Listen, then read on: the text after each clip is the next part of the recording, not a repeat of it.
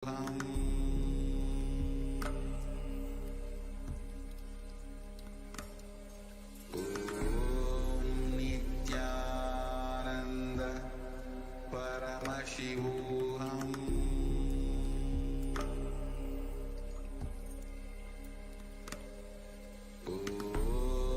Nithyananda Paramashivam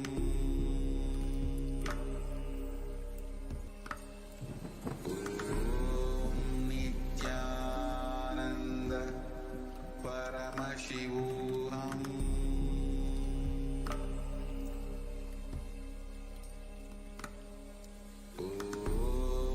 Nithyananda Paramashivam Nithyananda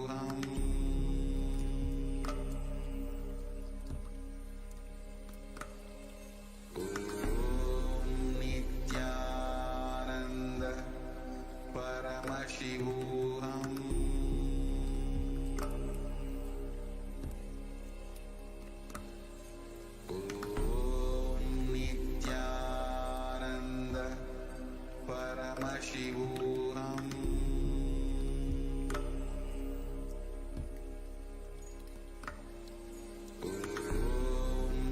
Nithyananda Paramashivam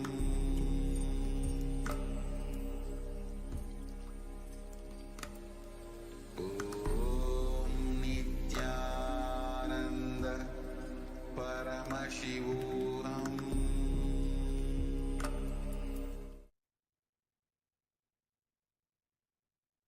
Nithyanandam Paramasukadam Evalam Jnanamurtim Sandvaditam Gagana Sadrisham Tattvamasyadilaksham Ekam Nityam Vimalamajalam Sarvadhi Sakshibhutam Bhavaditam Trigunarahitam Sadgurum Tam Namami.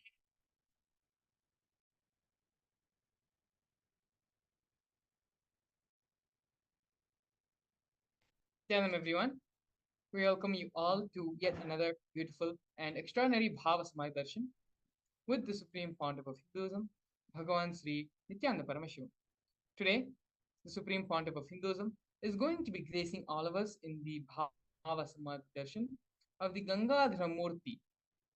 The Gangadhara Murthy is the Leela, the form of Paramashiva, as he bestows and allows Ganga to flow from Mahakailasa to this planet Earth. In today's program, leading to the Bhava Samaya Darshan, we're going to be learning more about the Gangadhara Murthy form of Paramashiva. We're going to be learning more about the science of Bhava Samadhi Darshan. And we're also going to be learning about how the different internalization exercises, understanding the concepts, the powerful cognitions, which are represented by Ganga Mata, and how these powerful cognitions, how we can use them to apply them in our own life as well, to solve the various life problems and difficulties which we're facing in the life. But before we get into all of this, let us first very briefly take a short introduction and learn about the Supreme Pontiff of Hinduism. The Supreme Pontiff of Hinduism, Bhagavan Sri Nithyananda Paramashivam, was born on January 3rd, 1978, in the holy town of Tiruvannamalai. In the year 1981, on the 17th of July, Supreme Pontiff of Hinduism went through the ritualistic ceremonies and was given the initiation into Bala Sannyas at the tender age of 3 by his predecessors, his masters, and the enlightened beings and gurus there at that time in Tiruvannamalai. The Supreme Pontiff of Hinduism was identified as the incarnation by enlightened beings and masters such as Yogi Raj Yogananda Puri, Vidwan Panduranganar, and the 230th Guru Mahasannidhanam of Tonde Mandaladinam of the Kanchi Math.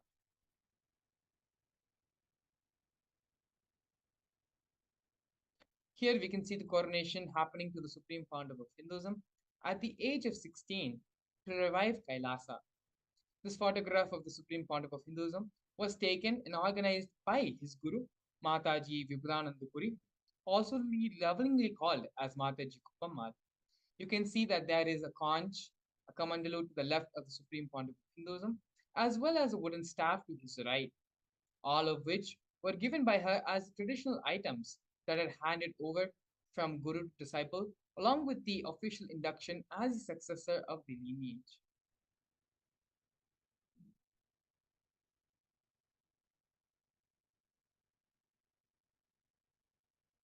Here we can see the early days in the mission of the Nithyananda Sangha and of Kailasa. To the leftmost, we have a black and white photo of the Supreme Pontiff of Hinduism at a very young age, building the first temple monastery complex for his guru, Mataji Vibhudanandapuri in Tiruvannamalai. The whole complex was built brick by brick entirely by the Supreme Pontiff of Hinduism himself. His gurus guided, and the Supreme Pontiff of Hinduism followed under their guidance. In the year 2001, on 14th of April, in Tiruchengodu, South India, the first Kailasa was built by the Supreme Pontiff of Hinduism. As you can see here on the photo at the bottom left-hand most corner, in the Supreme Pontiff of Hinduism's own handwriting is the annotation of the historical event which happened on this day.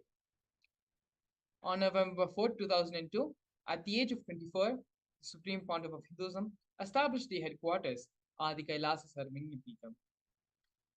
By the year 2004, at the age of 28, the Supreme Pontiff of Hinduism had conducted mass living enlightenment initiation conventions all across the globe, taking people through powerful cleansing processes of the seven energy bodies.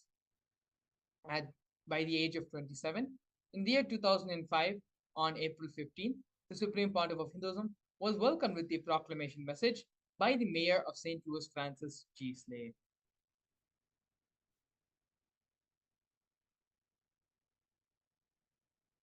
Here we can see more photos and glimpses of the Supreme Pontiff of Hinduism conducting the Mass Living Enlightenment Initiation Conventions in various parts of the world, various parts of North America, Canada, and in different other parts of the globe as well.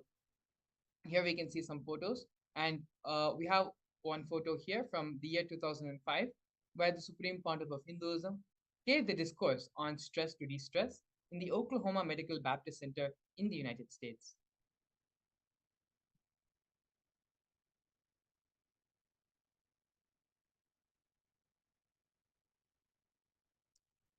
Moving on, in the year 2015, in Nasik Kumbh Mela, the Supreme Pontiff of Hinduism initiated thousands into mass living enlightenment initiation.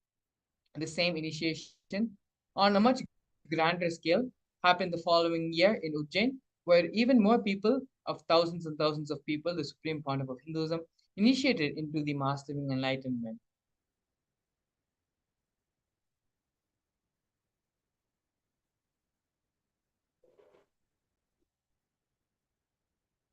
Here now we can see the various coronations of the Supreme Pontiff of Hinduism. The first happening when the Supreme Pontiff of Hinduism was very young, where the Supreme Pontiff of Hinduism was ordained as the 233rd Guru Mahasannidhanam of Kanchi Kailasa Sarvingyapeetham.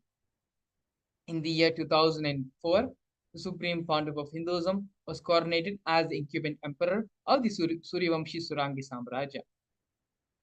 In the following years, the Supreme Pontiff of Hinduism was coronated as the present 23rd Guru Mahasannidhanam of Dharma Mukti Swargapramadina. In the year 2012, the Supreme Pontiff of Hinduism was coronated as the Jagat Guru Mahasannidhanam, the 293rd Guru Mahasannidhanam of Kaila Sonata Shamla Pita Sarvingyapeetham. In the year, the Supreme Pontiff of Hinduism was coronated as the present Mahamandaleshwar, which is the supreme spiritual head of the Mahanirvani Akhada, which is the largest apex monastic order. In the year 2014, the Supreme Pontiff of Hinduism was coronated as the 1008th Acharya Mahamandaleshwar of the Atal Akhada, which is the ancient apex body of Hinduism. In the year 2015, Swamiji was elected as the Supreme Pontiff of Hinduism by a congregation over 1,000 Hindu pontiffs and Hindu leaders.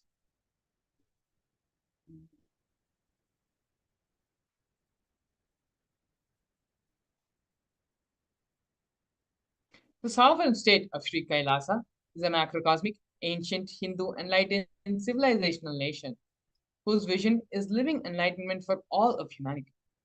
Kailasa's mission is to revive and share with today's world the practical applications of the greater sciences of authentic Hinduism, including Hindu cosmic physics, Hindu alchemy, Hindu cosmology, Hindu biology, Hindu mathematics, power manifestation, and other sciences as revived by the Supreme Pontiff of Hinduism.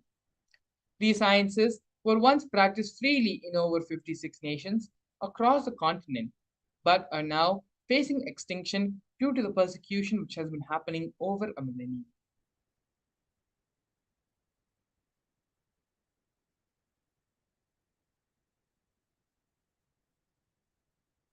Here we can see the 108 various Sri Kailasa Uniting Nations initiatives, which are initiated to support a variety of humanitarian services, which collectively allows for the creation of an enlightened, peaceful, sustainable, equitable, resilient, and thriving world.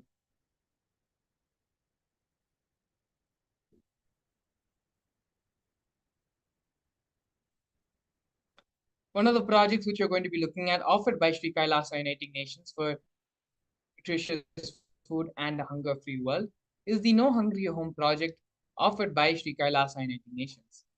This project, over the past 27 years, have Sri Kailasa has served more than 1 billion meals. Every month for the past 27 years, the Hindu ASMT community has served a combined number of more than 3 million, organized more than 3 million different annadans, which are the free organic meals as per tradition, and serving a total of 1 billion meals. These annadans were served in religious gatherings to everyone without any sort of discrimination.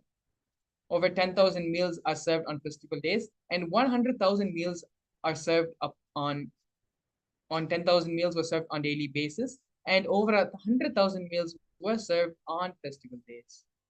Here we can see photos of the Supreme Pontiff of Hinduism himself being involved in the Annadan service and serving many of the devotees, disciples, and pilgrims who had come and to receive the Annadan.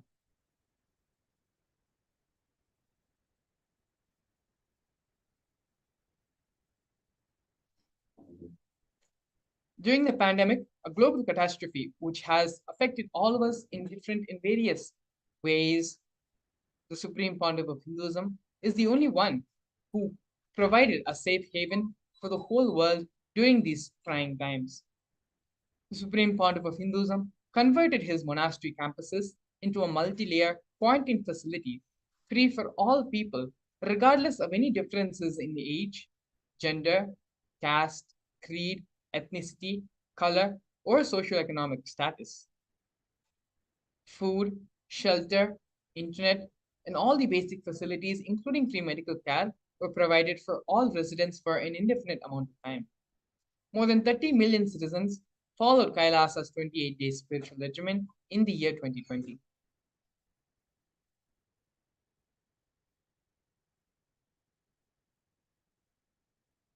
Here we can see Sri Kailasa Uniting Nations for Education Reform and Development offering the Nithyananda Hindu University and the Nithyananda Gurukul. The Nithyananda Hindu University was established by the Supreme Pontiff of Hinduism and is the world's largest Hindu university. The Nithyananda Hindu University has more than 20 million enrollments, more than 7,000 free courses, and extended campuses in 150 different countries. The Nithyananda Gurukul was inaugurated by the Supreme Pontiff of Hinduism on the 2nd of October 2006.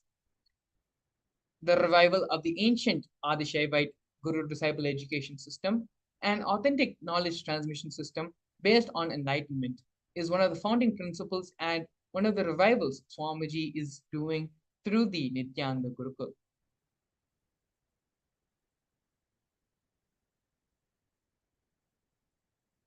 Next, we have the Nithyananda Jnanalaya project and Hinduismpedia offered by Sri Kailasa Uniting Nations for the protection of Hindu scriptures. The Nithyananda Jnanalaya project was established by the Supreme Pontiff of Hinduism to collect and preserve the 1 million Hindu scriptures while ensuring that knowledge is made accessible and shared free of cost to all people. collecting and preserving 1 million source books on Hinduism.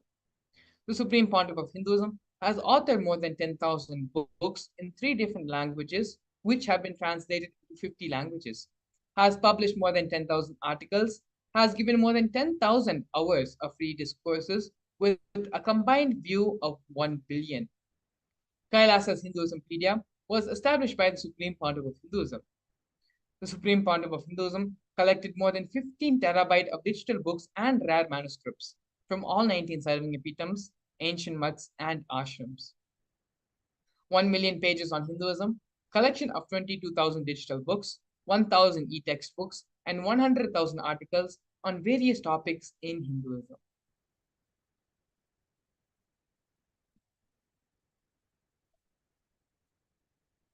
Here we can see Sri Kailasa Uniting Nations for global peace and religious harmony, offering the confluences for world peace. In the year 2009, the Supreme Pontiff of Hinduism organized a month-long peace walk covering 1,000 kilometers and 1,000 villages to bring together in harmony from all walks of life to promote feeling connection and oneness among people. During the walk, health camps were conducted in villages along its path. Here you can see photos and glimpses from the peace walk by peacekeepers of the sovereign order of Kailasa taking place in the year 2009.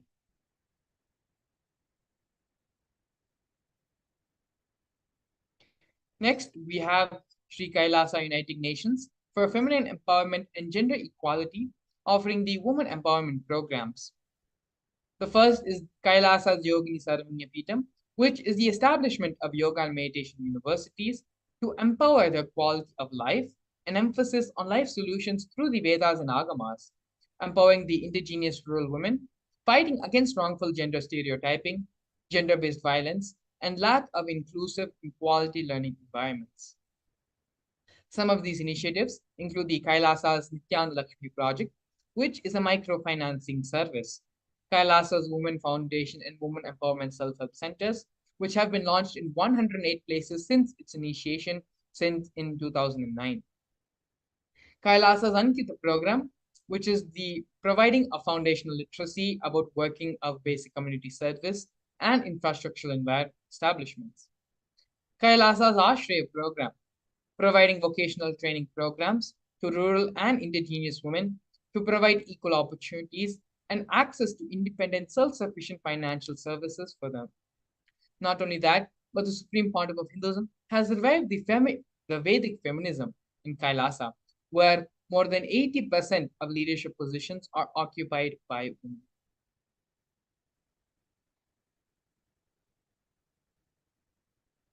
Here now we're looking at the offerings made by Sri Kailasa Uniting Nations for Yoga in the form of the Nithyananda Yoga.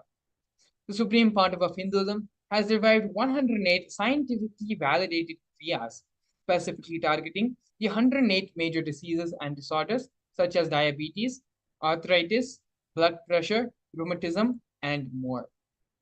Not only that, but the Supreme Pontiff of Hinduism has revived the ancient pole yoga, which is the Shivastamba yoga, and rope yoga, Kundalini Rajju yoga, in which yogic asanas, postures, and weight balancing techniques are performed to create the yogic physiology, aligning it to the cosmic geometry that manifests superconscious powers. The Supreme Pontiff of Hinduism has also been awarded 2 Guinness World Records for the largest rope yoga, which is the Kundalini Rajju yoga, and largest pole yoga classes, bringing worldwide attention to these extraordinary forms of yoga. These 2 Guinness World Records were established on the 30th of September and 3rd of October in the year 2017.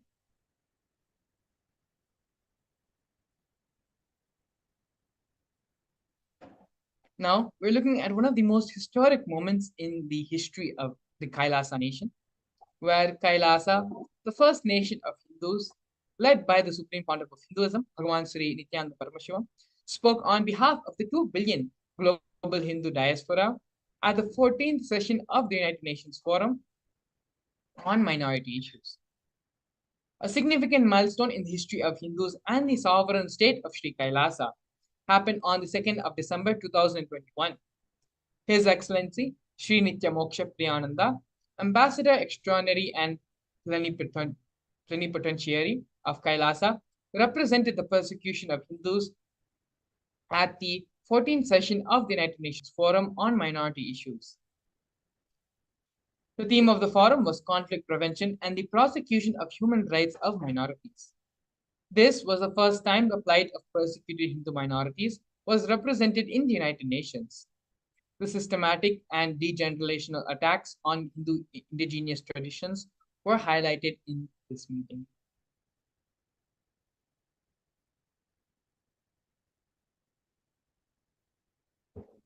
Here we can see the various torture and murder attempts by the state and non-state actors. Over 70 assassination attempts and physical attacks have been made on the Supreme Pontiff of Hinduism in India and abroad. More than 40 attacks on community members, destruction of monasteries and temples. Over 60 different incidences of attacks, molestation, and rape of women and women monks. Intense lawfare through the 100 false legal cases being falsely put on the Supreme Pontiff of Hinduism, the intersectional persecution and various government agencies and bodies, and inciting violence through the social media. These are just but few of the many different ways the Supreme Pontiff of Hinduism and Kailasa has faced the legal persecution and harassment from various anti-spiritual elements and anti-Hindu elements. But despite all this illegal attack and illegal warfare happening on the Supreme Pontiff of Hinduism, Supreme Pontiff of Hinduism has been resolute in his intention and commitment to revive Kailasa, to revive Hinduism, and give the superconscious breakthrough to the whole of humanity, establishing the Kailasa nation. In the next segment, we're going to be looking at one of the most important ways the Supreme Pontiff of Hinduism has revived Kailasa. And the most important ways the Supreme Pontiff of Hinduism is contributing to humanity, which is the power manifestation science. The power manifestation science is delivered by Paramashivam in the Vedas and Agamas and lists a total of 463 different powers which can be manifested by all of us. In the next segment, we're going to be learning more about this power manifestation science, as well as a live demonstration of this power of third eye, as well as the power of consciousness over matter. So please stay tuned. We'll be back with you shortly after a break. A more intelligently connected world leads to a brighter future. An enlightened humanity leads to a better world. During the Paramashivam program, we help people to discover their superhuman possibilities and help them to find and achieve the true purpose of their birth by giving them the techniques, practices, and methodologies from the Vedagamas, the original source scriptures of Hinduism. The Supreme Pontiff of Hinduism is reviving the ancient original Vedas and Agamas in all its glory, in a user-friendly way for the modern mind.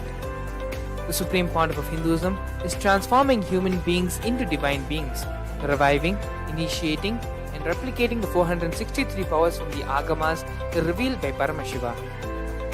The Supreme Pontiff of Hinduism is not just giving solutions for every problem man faces, but is making them irrelevant to their lives by transforming human beings into divine beings. Listen. Any argument presented by your mind, body, your present reality to establish you are not Paramashiva. You are not omniscient, omnipotent, omnipresent. Anything presented to prove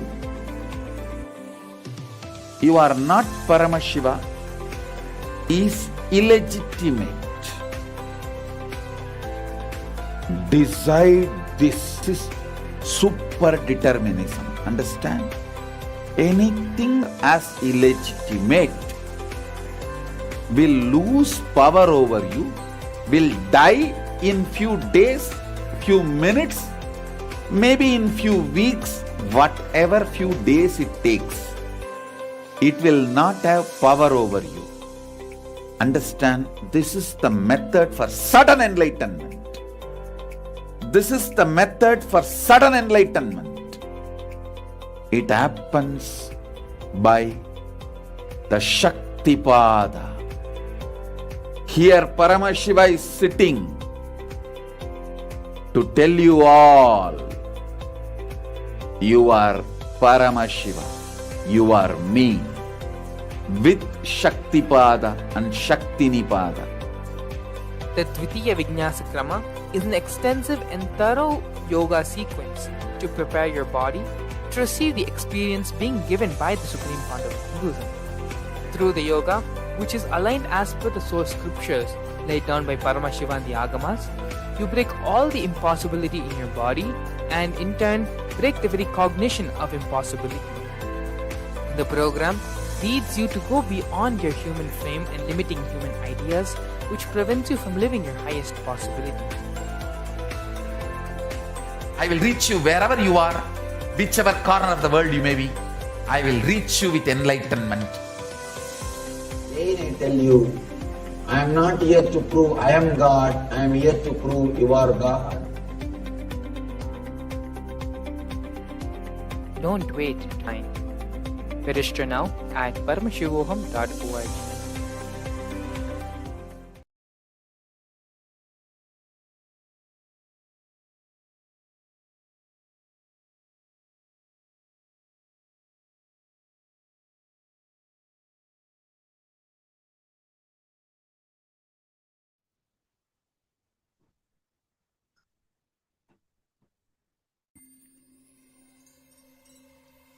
I welcome you all with my love and respect. Let you all open all your three eyes. Om Nithyananda Paramashivam.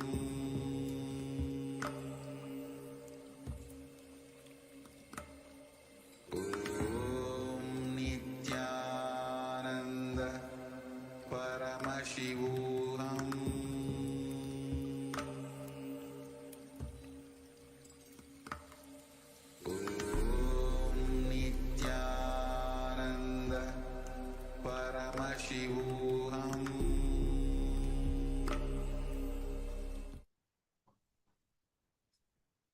Yes, welcome to all the viewers watching us now. Now we are going to be entering into this powerful and amazing session on power manifestation.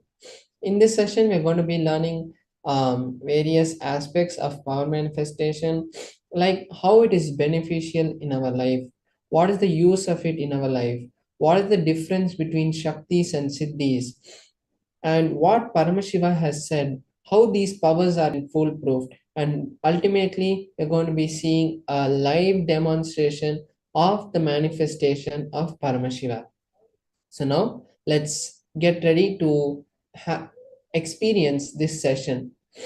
Now we're going to be seeing first, what is the Shaktis, how is this Shaktis manifest, and what Paramashiva has said about these Shaktis.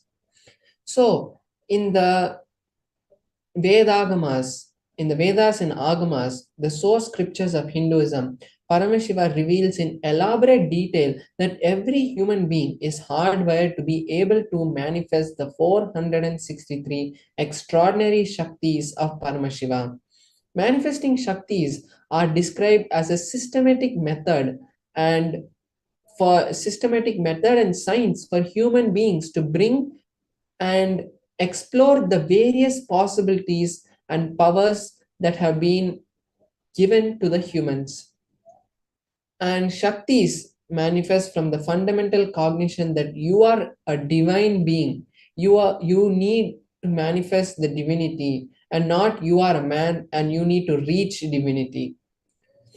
So now we are going to be seeing the difference between the Shaktis and Siddhis.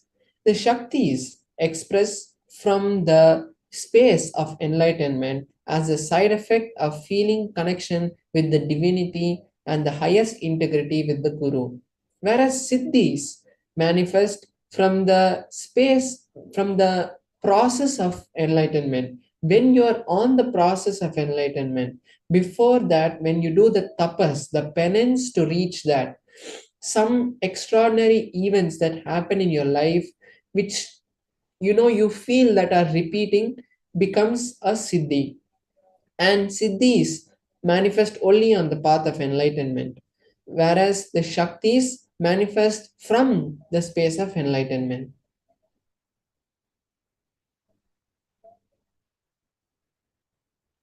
The shaktis the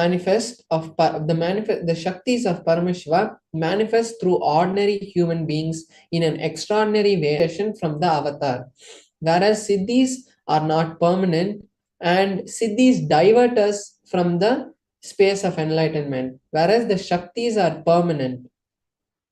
So now we are going to be seeing the various ways, the pramanas, the various evidences for this, how the Vedas and Agamas verify and validate these Shaktis, how these Shaktis are validated in 4 different ways. So we have 4 different ways through which the Pramanas are validated. The first is the Shastra Pramana, which is the scriptural reference for these powers. What Paramashiva has directly given to us in the Vedas and Agamas. Those are the Shastra Pramanas. Next, we have the Apta Pramanas, the time-tested evidence, foolproof experiences of the ancient scientists who are the rishis and the other masters who have come before us, like Paramahamsa Yogananda, Ramakrishna, Mahaperiva, and all these masters who have come before, their experiences proving the authenticity of these powers and how they have shared it to the world. Next, we have the Atma Pramana, which is the experiences of the Supreme Point of Hinduism. And his experiences, he doesn't just share it to us, he verifies it with the Shastra Pramana and the Apta Pramana, making sure that what Paramashiva said is matching to his experience, and what the Aptas have felt, how they have experienced these powers, is it matching with that also? The Supreme Point of Hinduism verifies it and then only shares it to us as his Atma Pramana. The scientific evidence for these powers, and what science has been able to understand when these powers are manifested. So we're going to be seeing these in a detail in a few minutes. So before that, we'll see who is the source of these powers. And the answer is Paramashiva. Paramashiva is the primordial divinity in Hinduism, the ultimate reality cause which is self-effulgent, Swayam Prakasha, all-pervading, unchanging, beyond time, space, and form and causality, as the fundamental base of Avyakta, the ultimate unmanifest, and the Vyakta, the manifest existence. And he performs the 5 actions which are the Panchakritya. And through that manifestation, Paramashiva manifests as this whole cosmos that we know, and from the smallest atoms that are moving to the largest stars and galaxies which are moving, Paramashiva is the whole field that we call, he is the field. So from that space only everything is manifested. Now we are seeing the ultimate truth about how these Shaktis are really manifested.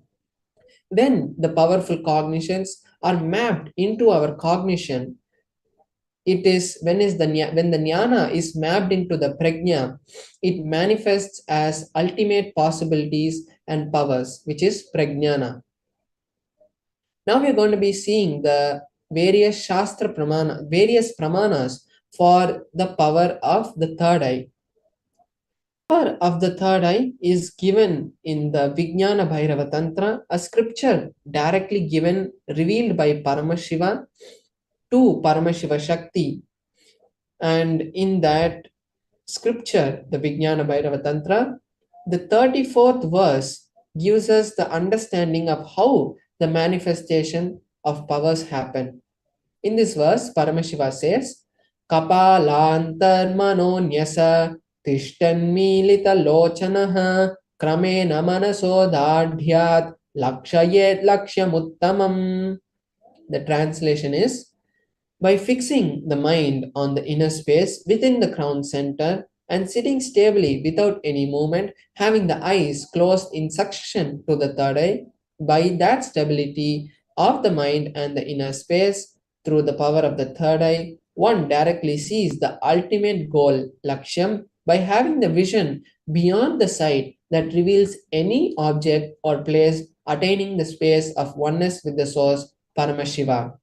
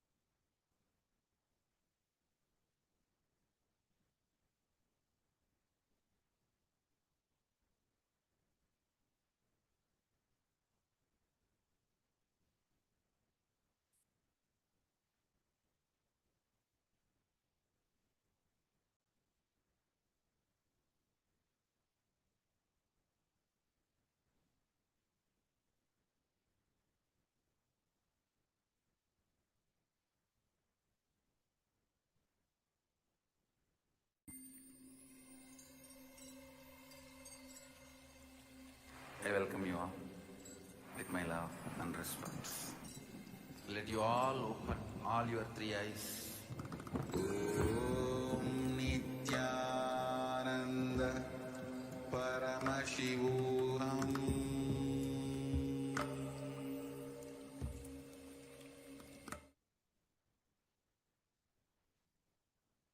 Yes, sorry for the technical glitch. Now we'll be seeing the Apta Pramana, how in the ancient history of Sanatana Hindu Dharma, the real happenings have shown the evidence for these manifestations and how the various incarnations and rishis have manifested this in the history. So now we can see here the reference is from the Bhagavad Gita, which happened in the war of the Kurukshetra in the Purana, which is the historical evidence of the history of the Mahabharata. In that, Bhagavan Sri Krishna gives Arjuna the third eye. When Arjuna asks Krishna that Arjuna wanted to see the cosmic form of Krishna. So that time Bhagavan Sri Krishna tells Arjuna, you cannot see my cosmic form with these physical eyes of yours. Therefore, I grant the divine vision of the third eye. Behold my cosmic form. And then Arjuna sees the divine form of Bhagavan Shri Krishna, the Vishwarupa Darshana, and reveals the whole great detail of that magnificent happening in the 11th chapter of the Bhagavad Gita. Next, we seeing the Atma Pramana, what the Supreme Founder of Hinduism has told in his own words. So we can see in his own words, the Supreme Founder of Hinduism says, the first experience that I was able to see everything around me, above me, the whole 360 degrees, 10 directions below me, everything I realized, not only I was able to see, I was able to feel, experience all that as me. So we can see here how the Supreme Founder of Hinduism was able to see everything around him and how this experience of his is matching with the Shastra Pramana. Next, we are seeing the scientific evidence, the empirical evidence for these Shaktis.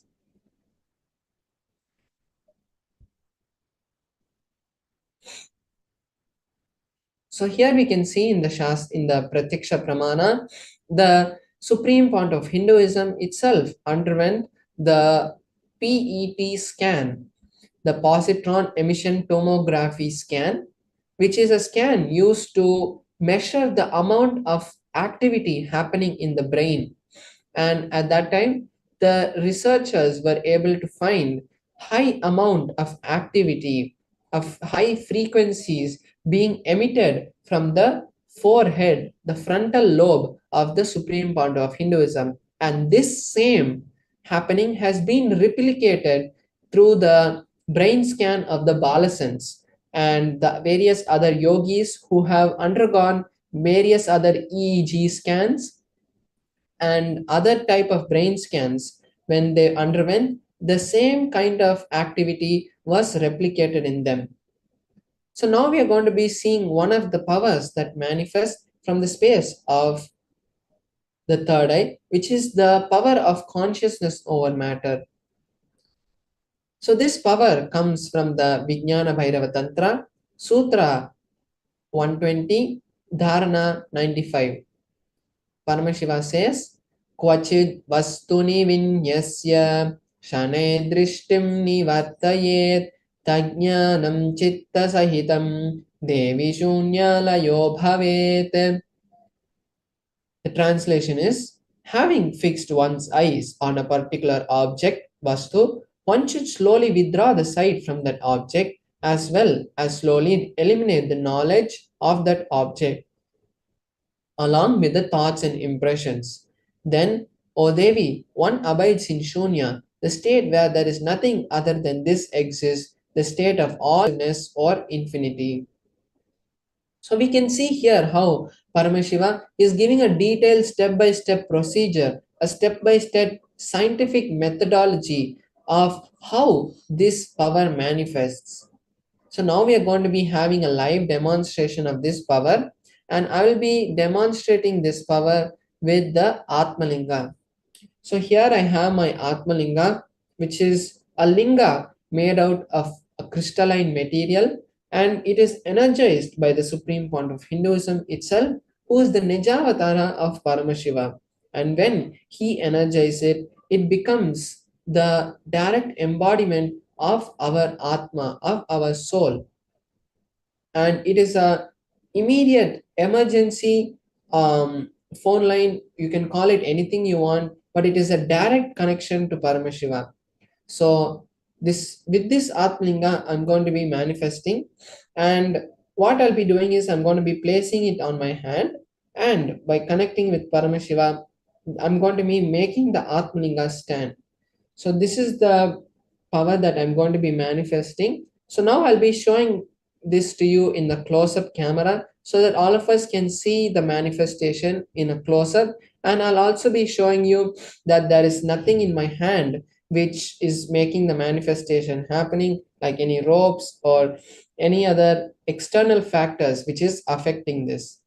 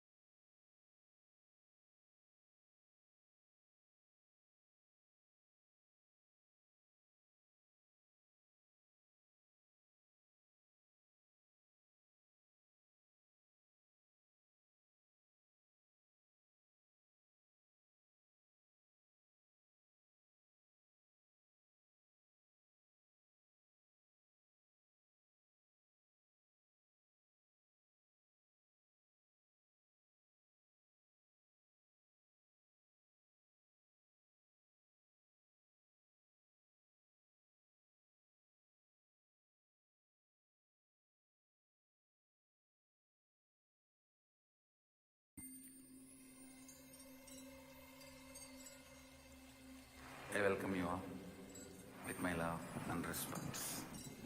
Let you all open all your three eyes. Om Nithyananda Paramashivam. Sorry for the technical glitch. Yes. So now I'm sure the viewers will be able to hear me now. So now I was just saying that my Atmalinga is here, and we can see the Atmalinga, and my hand, you can see that there is no strings which are tied or any kind of unusual glue or anything like that which is there. And then I have this tissue paper which I'm going to be using. I'm just opening it to show. So it's just a tissue paper. I'm just folding it, and I'm going to be using it to circle the Atmalinga when the manifestation happens.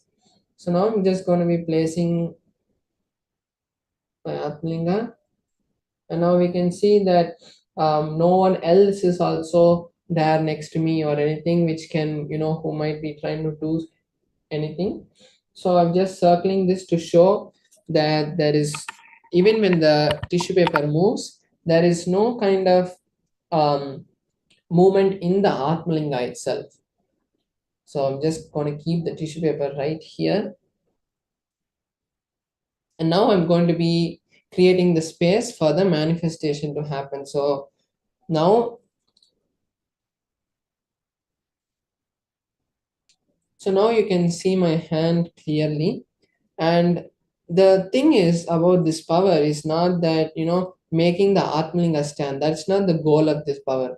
The real goal of the power, or of any power, is to really connect with Paramashiva and, manifest Paramashiva through you. That is the ultimate goal for us, for any human who is here, to manifest Paramashiva and to celebrate Paramashiva. So when we manifest powers, we really can experience that happening, because when we try to connect with a deity or anything like that, we actually don't feel the direct response from the deity. But when we manifest powers like this, we can really feel the actual presence of the deity. Like, so many other masters in their life, they have always, when they connected with the deities, we have seen how, whether it's Ramakrishna's life or many of the Nayanmar's life or the Alvar's life, in all of their life, we have seen life interaction between them and the deities. So the same way, we also experience that live interaction with the deities like this. So now, and this is also the best time that you can create any reality that you want, because we are creating a field, and this field is going to be attracting any reality that you have, like any desire. Because when we are in the space of oneness, we start creating everything, because there is no difference between us and the reality that we want. Example, if it is money or anything, how we create this reality of our house, of everything that we know, the same way we can create the wealth that we want, we can create the relationship that we want, we can create the assets that we want, anything that we want, we can create, because it is us. But we create usually from a space of non-understanding, and involuntarily we do it. But when we connect with Paramashiva, we can create anything that we want with our will. It is our decision that we do, because we are allowing Paramashiva to flow through us. So now, let us all take some time to create a will, a strong sankalpa, and the space to create the reality that we want when this manifestation happens. And I will be entangling with you, so that when I manifest, automatically the field that we create manifests the desire that we want. So now you can also chant the Mahavakya along with me. And now let us enter into the manifestation. Om Nithyananda Paramashivoham. Om Nithyananda Paramashivoham. Om Nithyananda Paramashivoham. Om Nithyananda Paramashivoham.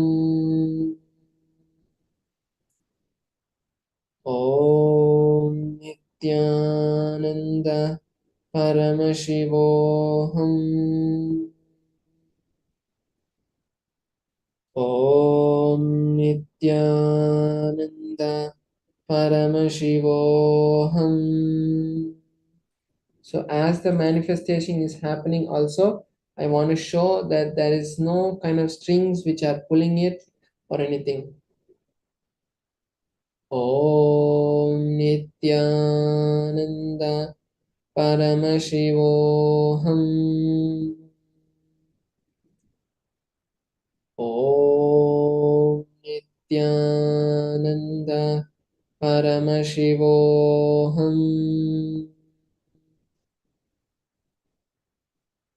Om Nithyananda Paramashivoham. Om Nithyananda Paramashivoham.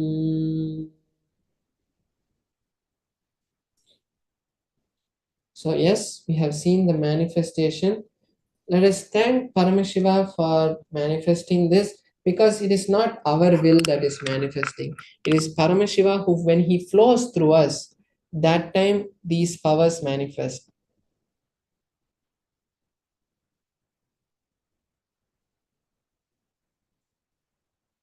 So now that this manifestation has happened, we have created a space for any reality that we want to happen. Now, this is the best time that we can also take to create the reality to manifest Mahaparamashivoham, because that is the space where really these kind of cognitions, which maybe I am saying, will be directly revealed by the Supreme Point of Initiations. And we hear many people speaking nowadays about these kind of concepts, but the biggest thing that we miss and we get upset about is that, oh, I tried it and it's not working in my life. But when the Supreme Point of Hinduism gives it as an initiation to you, you will see that these things really, and they start working finally, you can say. So now let us all take this time before we move into the beautiful sessions and satsangs by the point of Hinduism, where he's going to be telling us about will persistence. That is the goal, that is the topic of today's session that we're going to be seeing. And before we go into that, we'll be having a short break where you can take that time to manifest the reality of Mahaparamashivoham.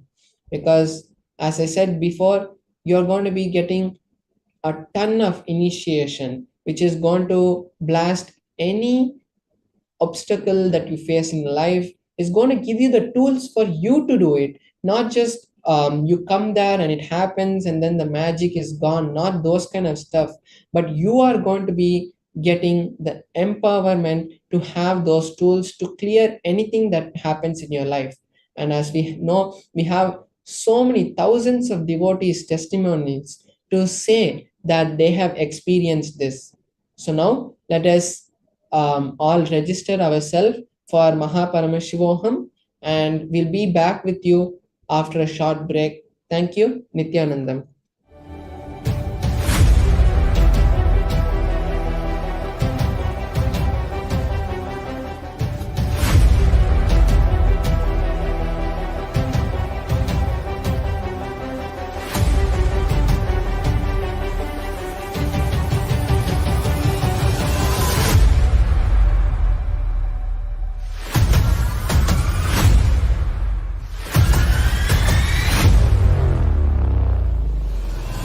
whatever I shared, condensing the whole thing and reviving it as experience. Starting from completion, unclutching, power manifestation, the states of consciousness, and the planes, multiple planes, everything.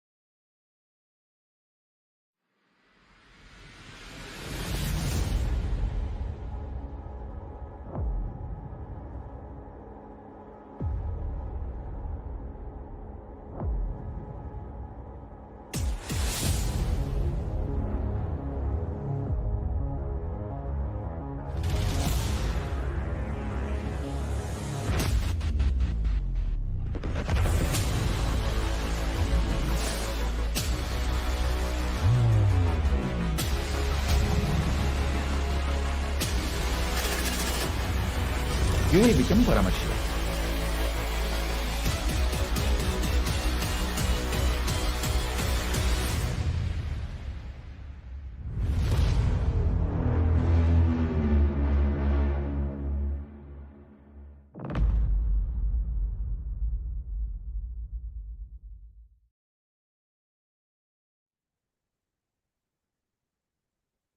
Nithyanam, everyone. We welcome you all back. In the previous segment, we saw a beautiful power manifestation demonstration by Sri Nithya Paramashivam Maharaj, who, through the power of third eye and manifesting consciousness over matter with the grace and blessings of the Supreme Founder of Hinduism, was able to successfully be in oneness, tune into the space of oneness with the Atmalinga and change it from the horizontal position to the vertical position. These are one of the many powers which Paramashiva has mentioned in the Agamas, and this was one demonstration of those powers. Let's now move into the next segment of today's program, understanding who the Gangadhara Murthy is. Gangadhara Murthy consists of many different forms and many different leelas. We are first looking at the Ganga Visarjana Murthy, which is the form of Paramashiva who bestowed liberation of the sons of King Shankaran of Ayodhya.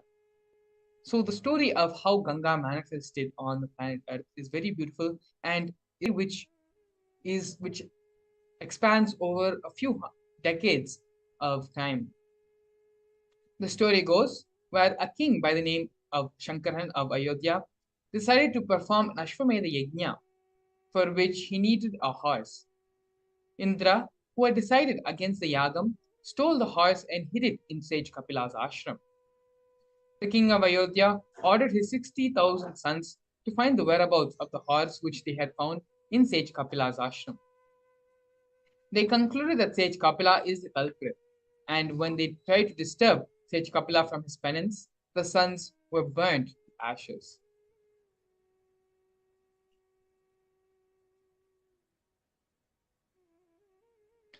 On hearing the news, the king sent another one of his sons, Anjuman. Anjuman went and met sage Kapila and told him the truth. Anjuman took back the horse and helped his father to complete the Ashwamedha Yajna. Bhagirath, a descendant of the family of the Shankara kingdom, on seeing the state of affairs of his lineage, performed a penance towards Paramashiva.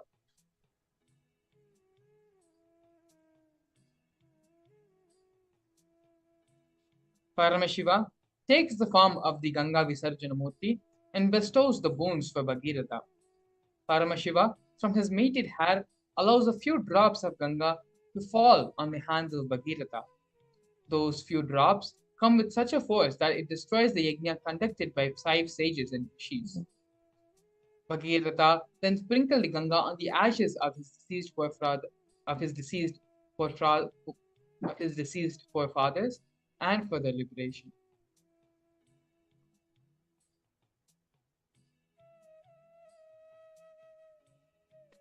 Here we are seeing the Gangadhara Murthy. Gangadhara Murthy is the form of Paramashiva who bestows planet Earth with Ganga Mata.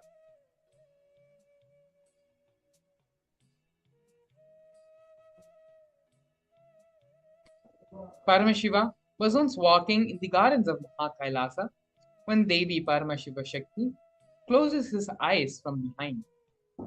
Due to this gesture, the whole world becomes dark and blind. Paramashiva immediately opens his third eye so that the world does not suffer, and Devi Paramashiva Shakti withdraws her hands. Due to this, drops of sweat on Paramashiva turn into a powerful and wild river and gushes towards planet Earth. This becomes the holy river. Seeing this, the beings of planet Earth appeal to Paramashiva, places Ganga on his matted jata, thus emblem of Gangadhara. These are two of the various leelas which Paramashiva has performed on this planet Earth in this universe, both for the sake of liberation and for the sake of us, for us human beings to achieve mukti. In this next segment, we're going to be learning more about the powerful cognitions which Ganga Mata bestows on us and the significance of her happening on the planet, as well as her sacredness as well. Supreme Fount of Buddhism, through a series of various satsangs and discourses and classes, is going to be expanding on this truth, this powerful cognition which Ganga Mata represents. Before we enter into the series of discourses and satsangs directly, let us all first move from the space of listening, from the space of hearing to listening. Hearing does not allow the powerful cognitions, the powerful truths to become a part of our being, to get imbibed in our being. That can only happen when we are in the space of listening. So let us all now sit with a deep restful awareness and switch off and put away all our other distractions, be it in the form of gadgets or anything else. Put all the distractions aside and come to a restful awareness where we can allow this experience. We can become into the space of listening and allow this experience to start happening. Space of restful awareness as we get ready to enter into the satsang.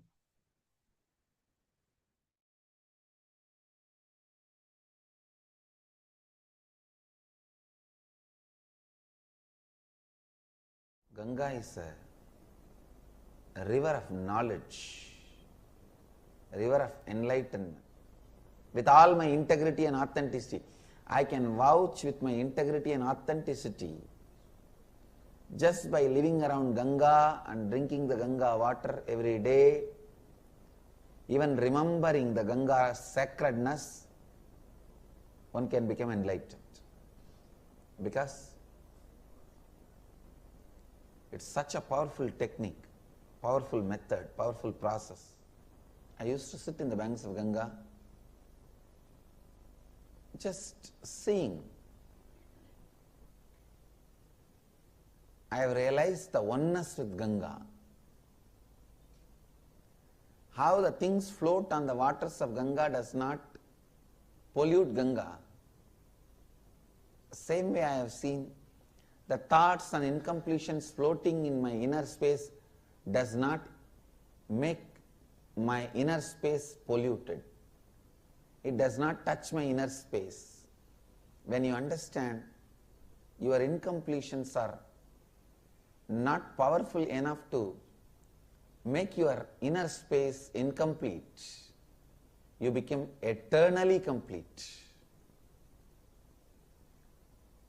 I can say that experience I received from Ganga, on the banks of Ganga. It heals, heals, heals and brings love. Really, Ganga can bring tremendous love in our heart. I tell you, largest worshipped single deity on the planet Earth is Ganga. Ganga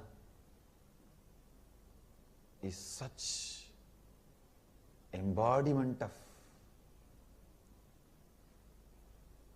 divinity.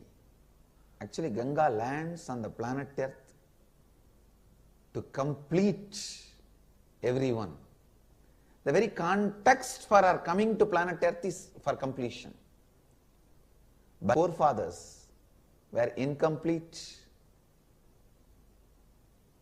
and to complete them, Bhagirath brings Ganga to planet Earth. For the sake of completion only, Ganga even comes to planet Earth. So she is the pure inner space, completing everyone continuously. Ganga can complete any lower occurrence you have. I can give this as an authentic spiritual practice. Actually, just for this I wanted to create a ashram in the banks of Ganga. Anybody in the planet Earth has some incompletions that they are not able to complete, strong incompletions. Just come and spend time in the banks of Ganga, drinking Ganga water, eating the food cooked in Ganga water. Whenever you find time, morning and evening, sit in the lap of Ganga, sleep in the breeze of Ganga. I tell you, with all my integrity and authenticity, Ganga will complete you. Because even the people who are dead, their incompletions,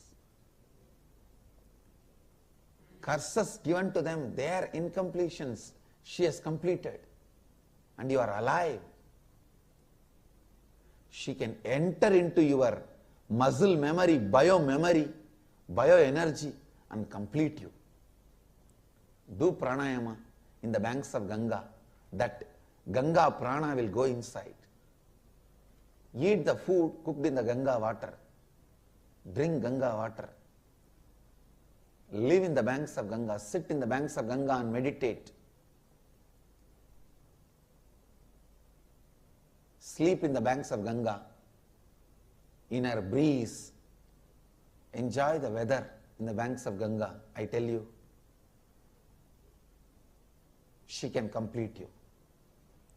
That is why many sadhus who live here, even if they don't do any spiritual practice, they will be liberated. They will become a Jivan Muktas.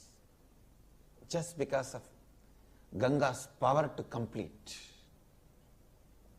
She is here to complete.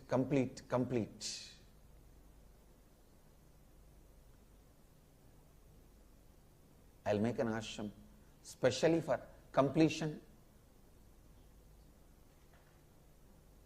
Anybody can stay here and achieve completion. Anything she will complete. You have a strong anger pattern, lust pattern, violence pattern. Anything she will complete. Because she is embodiment of completion. The tradition says sadhana done in the Ganga's bank brings thousands of times more result. It's true.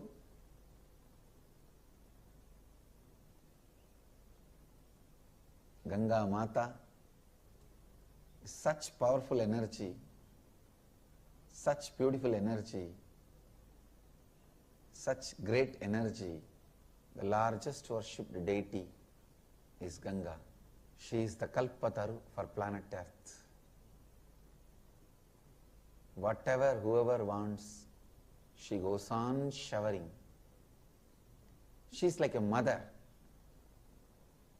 Physically also she gives what do you want, and spiritually also she showers what do you want. Meditate on Mother Ganga.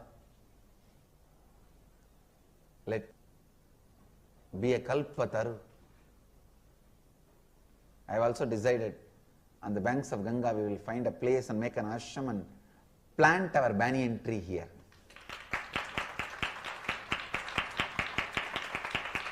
So Ganga and Kalpataru together. Sit straight. Close your eyes. Cognize the Ganga Mata, the Kalpataru energy is filling you all, filling all of us. Create a deep, prayerful mood, the prayerful space, deeply praying to Ganga to awaken your Kundalini Shakti and make your inner space blissful and make what you want as reality. Pray to Ganga Mata. Namash. Today we will see the story of Ganga. How Ganga happened on the planet Earth. Ganga is considered as a river which is there in the higher lokas.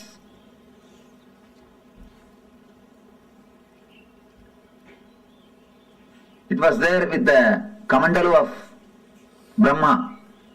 Means this is the energy, this is the water energy of existence. Brahma means a creator, the energy which creates the whole existence. There was a king called Bhagirath. For some reason, his forefathers have been cursed by some rishi and they all died. They have been burnt, reduced to ashes. All their ghosts are living there, struggling, suffering. They are not liberated.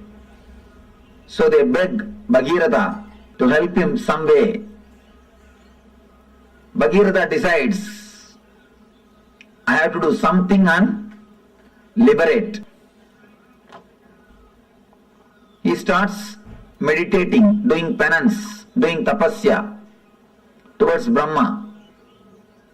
Brahma appears and gives darshan. And he says, yes, I can send the Ganga to the planet Earth, no problem. But be very clear, can planet Earth hold the Ganga's speed? Can planet Earth sustain the force of Ganga? First, do something for that. Arrange for it. Then I will send the Ganga.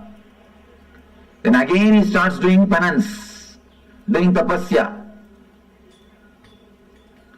After the tapasya, Shiva appears. Shiva asks, what do you want? Then Bhagirath says, now Brahma accepts to send the Ganga to planet Earth, but he says the whole planet Earth will be washed away. Planet Earth cannot withstand the speed of Ganga. Please do something, you have to protect us, you have to take care of us. Shiva says, all right, I will take care, don't worry. Tell Brahma to send Ganga, I will take care. He gives the assurance. Then again he meditates towards the Brahma. Now Brahma appears and says, I am ready to send, but Devatas are not ready to depart with Ganga. Devatas wants Ganga to be there. Bhagirath asks, what for Devatas wants Ganga to be there? They have to take bath in Ganga every day. It is their life source. Ganga is not simple water, it is an energy. By bathing in that only every day they rejuvenate their body and mind. Then Bhagirath says, all right, I will arrange all the facilities for Devatas to stay in the planet Earth. Just on the banks of Ganga I will create cities where all gods and goddesses can live and have bath every day and have their regular routine as they have in the other loka, as they have in the Brahma loka. Brahma says, if that is the case, then I agree. Go ahead and do it. Yamaraja accepts that Yamaraja will host her. Then Bhagirath starts building the whole city throughout the route in which Ganga is supposed to travel. He meditates on every hill and takes permission. He prays to every hill. Every hill says, yes, I will give the way for Ganga. So all the whole route is cleared. Then he goes and prays to Kalabhairava, who is the in charge of city Varanasi. Kalabhairava is the in charge of Varanasi city. He meditates towards Kalabhairava. Kalabhairava appears and says, what do you want? I wanted, please give us the way for Ganga. You should receive Ganga and give us the way. Kalabhairava says, surely I will give, don't worry. But this is such a holy city. Tell Ganga to do a protection of the city and go. Do a protection of the city, and suddenly Brahma comes up with the next trouble, next problem. You meditated and propitiated all the devatas except Vishnu. Now you have to do something to Vishnu. Only then I can send Ganga. Then he started meditating towards Vishnu. He prayed the Vishnu, did tapasya. Vishnu appeared. What do you want? I wanted the Ganga to come down to the planet Earth. Unless you agree, unless you give blessings, it will not be possible. Please bless me. Vishnu says, all right. I bless you. Ganga will come to the planet Earth. She will come just out of my feet. And he blesses. The Ganga will come out of his feet. Then he says a beautiful one more word. Whomsoever has realized the Vishnu Maya, means the universal consciousness. Whatever water comes out of their feet will be Ganga. Whomsoever has realized the Vishnu Mayam Jagat, whomsoever has realized me, from their feet, whatever water comes out will be Ganga. From this word only the tradition of Pada Puja starts. Pada Puja of enlightened masters starts from this tradition. Vishnu says, whomsoever has realized the Vishnumayam Jagat, Sarvam Vishnumayam Jagat, from their feet Ganga will flow. From their feet Ganga will flow. Then, now he again meditates towards Brahma. Brahma appears with all his glory and compassion, blesses the Bhagirath. Then he prays to Ganga Ma. Then he does tapasya towards Ganga Ma, meditates and invites the Ganga Mother. Ganga with all compassion, not only compassion, the wild energy. She just comes out of the Brahma's Kamandalu with all the power. She straight away started moving towards the planet Earth. The moment she came out of the Kamandalu and started moving towards the planet Earth, all the 14 worlds are shaken. All the devatas, all the rishis are on their planet Earth and ran away because they got frightened. The Palaya is going to happen. Means the end of the world has come. Such a power, they simply ran away from their world. They escaped. And appears Shiva and puts his head in between the Ganga. She straight away lands into Shiva's head, into the matted lock. The next thing, she gets locked in the hair itself. She is black. Here, Bhagirath is sitting, waiting for Ganga for one kalpa. What has happened? They are receiving the call, she has started already, but she has not landed. Already she has started, but she has not landed here. What happened? What happened in the way? Again he meditates towards Shiva. Shiva appears and says, yes, she's there in my head. Now what do you want me to do? Bhagirath says, please just send her a little bit. Don't hold the whole thing. Then Shiva says, oh, is it so? Alright. Then just, he moves one hair. Just he does. Only one hair moves. And from the one hair gap, just Ganga comes out. And the Himalaya and comes, that is the river which is flowing throughout this planet Earth. And that is the perennial source. That is the Ganga. By flowing through this way, she fills the ocean. Understand? The story says the ocean itself is son of Ganga. Varuna Raj is son of Ganga Mata. Water is supplied to the ocean by Ganga. That is the story. Originally there was no ocean. There was no water on the planet Earth. It is through Ganga first water came to the planet Earth. And because of Ganga flowing continuously, all the oceans are created. It is from Ganga, original water source started. Then she goes and merges into the Samudra Raj, the son of Ganga Mata.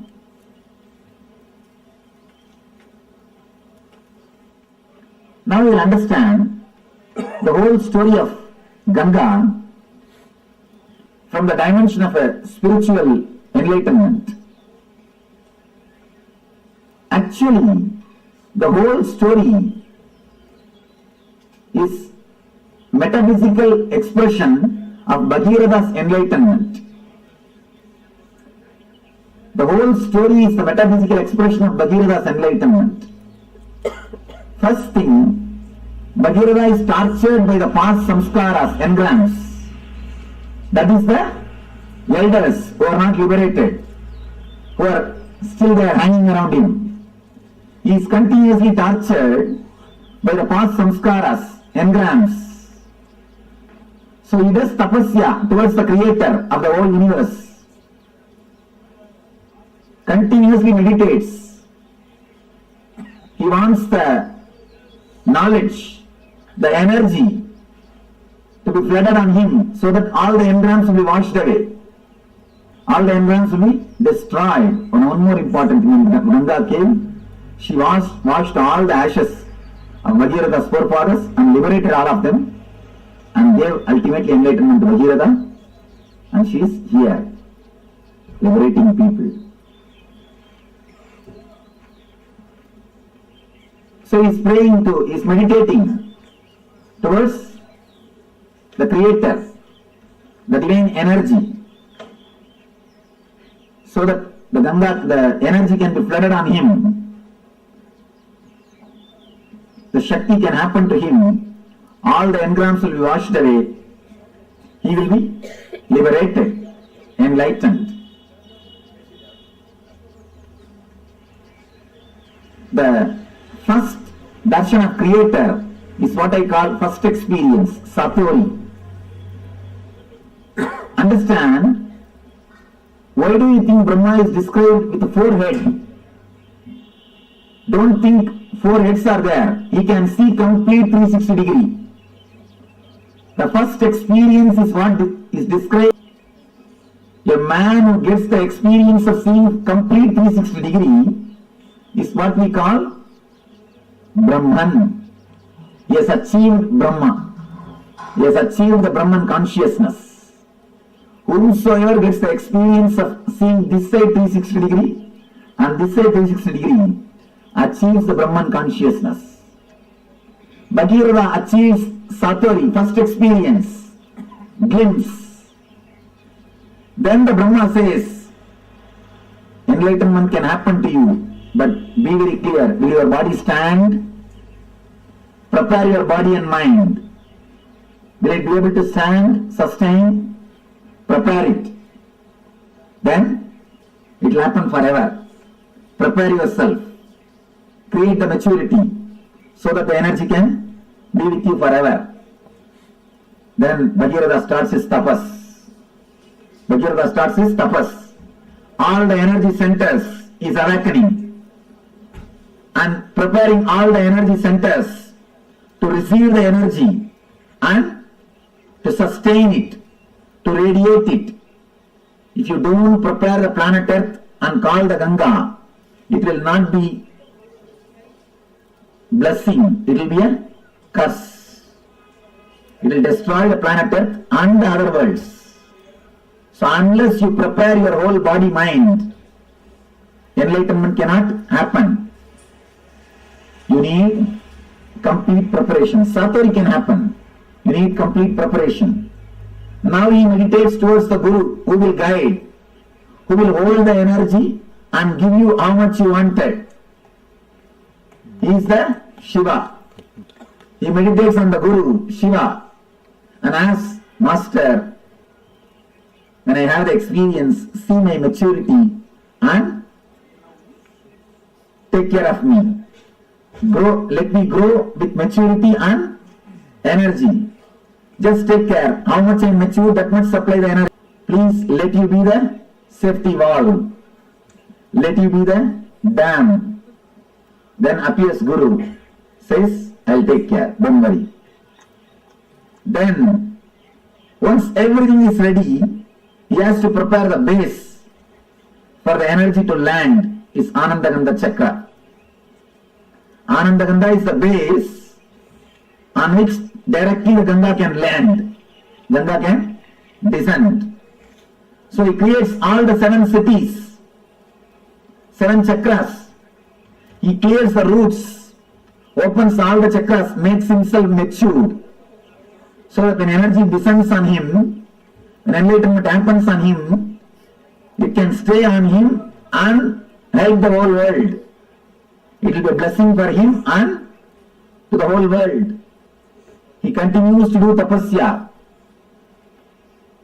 He propitiates all the devatas, means the devatas who are residing in every chakra. Then comes Kala Bhairava, in charge of Varanasi Swadhisthana Chakra. And he asks, please give me the way for Ganga. Kala Bhairava says, surely I'll give, but tell her she should go round. She should be around me. She should be in me. That is why Swadhisthana, energy is installed in Swadhisthana. Energy is installed in Swadhisthana. It is Swadhisthana where the self is established. Himalayas is Anandagandha. Varanasi is Swadhisthana, where the energy is installed, where the whole energy takes a turn. Where whole energy takes your turn. He propitiates all the devatas, prepares the whole thing, then intensely starts meditating, calls the Ganga. So Brahma blesses, Vishnu blesses, Ganga has come out of the Kamandalu, straight away she is landing, but still enlightenment has not happened. Ganga has left, but she has not landed here. Whatever can be done, all the tapas is done. Everything is done. Whatever meditations can be done, whatever tapas can be done, whatever study can be done, everything is done. Enough. Now Ganga is not happening. He just relaxes, dropping all the efforts. Enough now, nothing can be done. What to do? Nothing can be done. So when he relaxes, surrenders at the feet of Guru, the Lord Shiva, out of his grace and compassion, he moves one hair. Then lands Ganga in Anandagandha Chakra to flood the whole world with the spiritual energy and runs to all over the world, not only to Ganga Sagar, till LA. And moves all over the world. And blessing the whole world, giving the Iga Sukha and Para Sukha. Not only washing the engrams of Bhagirath, blessing the whole planet Earth, whole universe, by radiating the divine energy, by radiating the spiritual energy, by radiating Ananda Shakti. So the whole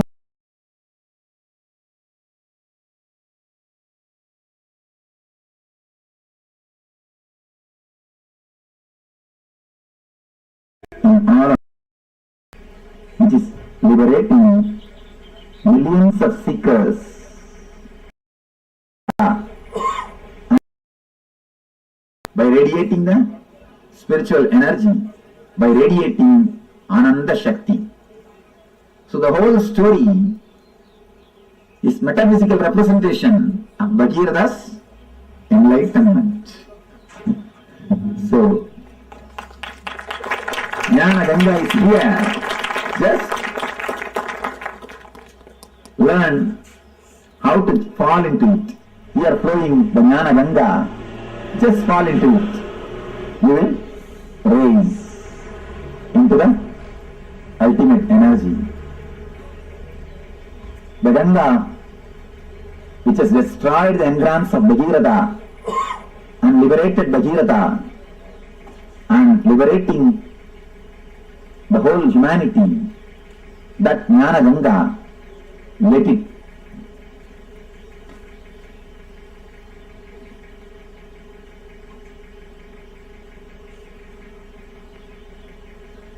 Ananda Shakti, the Ananda Shakti, which has liberated Bhagirath, which has liberated the whole humanity, which is liberating millions of seekers. The Guru's grace, the Ananda Shakti, let it liberate all of you. Let it flow in all of you. Let it be in all of you. Let it purify all of you. Let it radiate in all your beings. Let you all become channels of Ananda Ganga. Let you all become Ananda Shakti.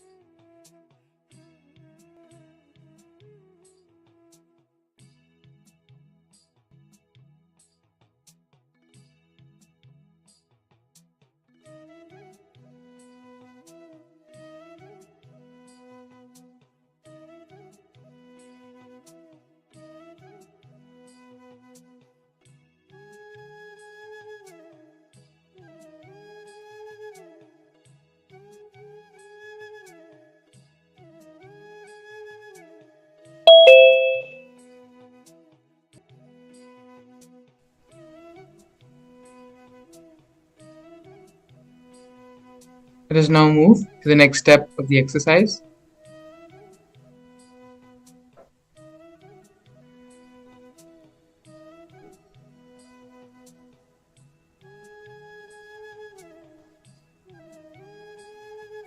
Pen down all the desires, all the cravings, everything you want to manifest, every single one of your realities you want to manifest. By the end of the program, pen everything down.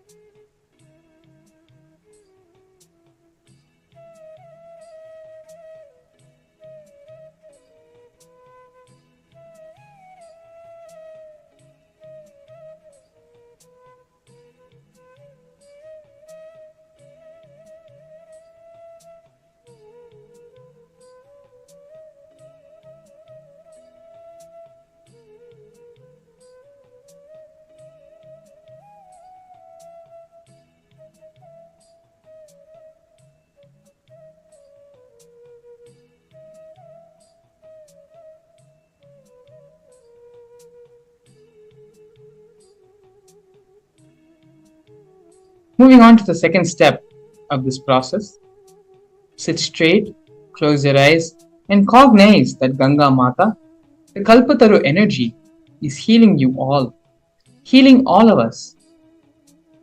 Create a deep, prayerful mood, peaceful space, prayerful space. Deeply pray to Ganga to awaken your Kundalini Shakti and make your inner space blissful and manifest the reality as you want. Ganga is one of the Kalpataru energies which is available to all of us on this planet.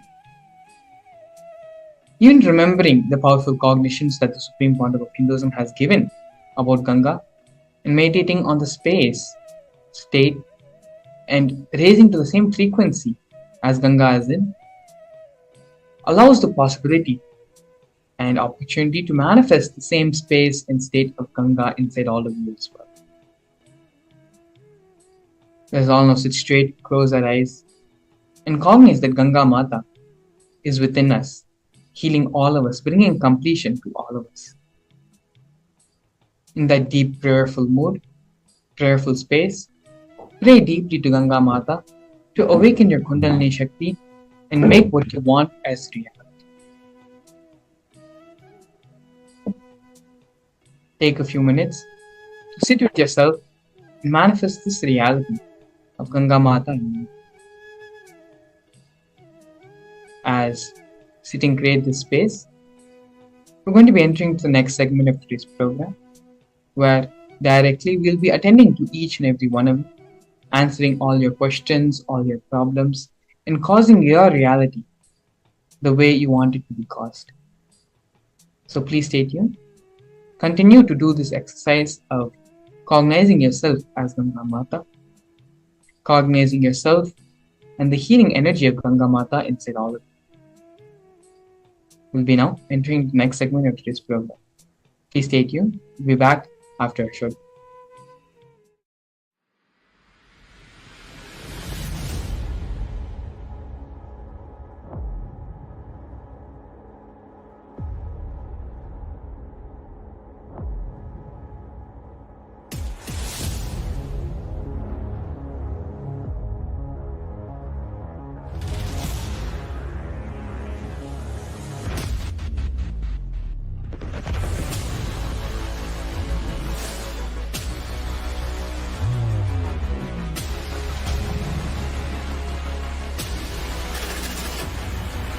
You will become Paramashivam.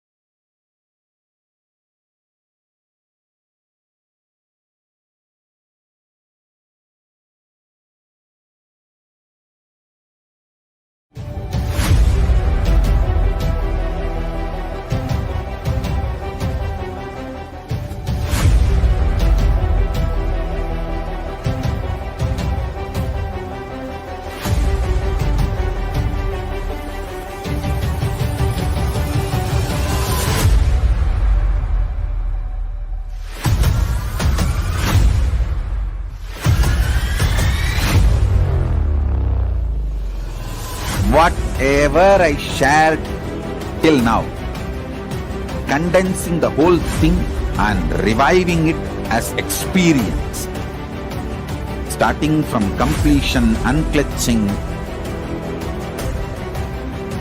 power manifestation, the states of consciousness and the planes, multiple planes, everything.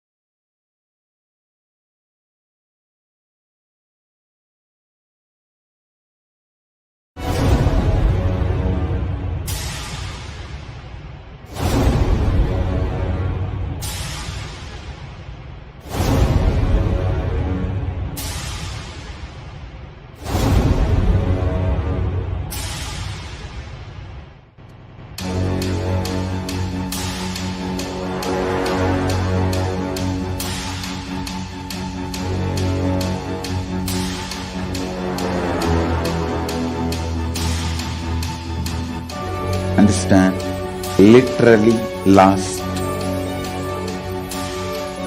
39 years from the age of 5, whatever Paramashiva manifested through teaching, speaking, writing, every way,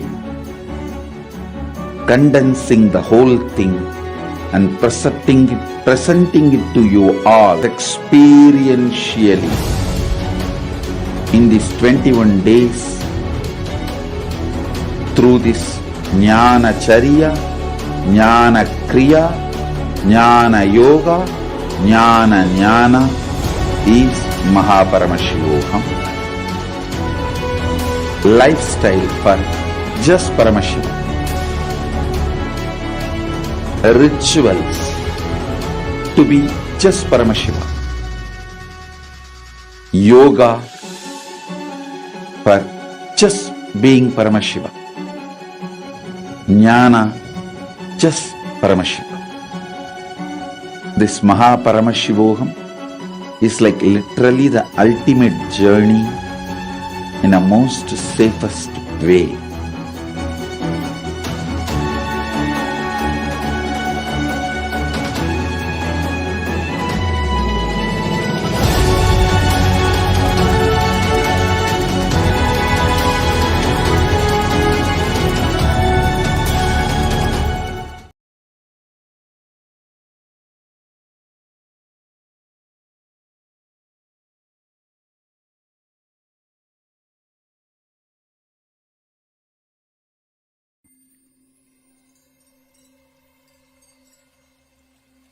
I welcome you all with my love and respect. Let you all open all your three eyes. Om Nithyananda Paramashivam.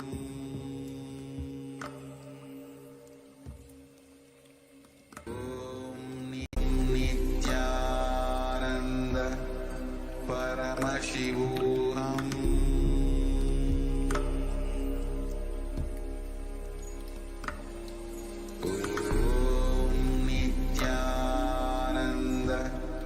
Paramashivam.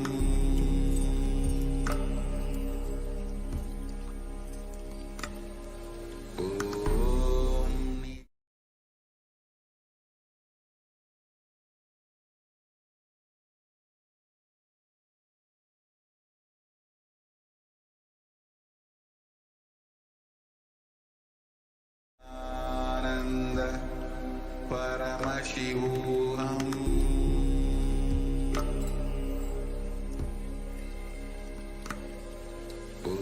Om Nithyananda Paramashivam.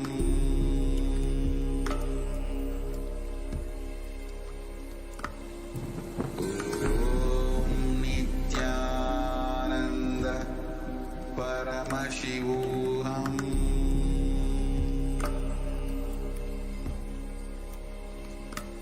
Paramashivam. Om Nithyananda Paramashivam.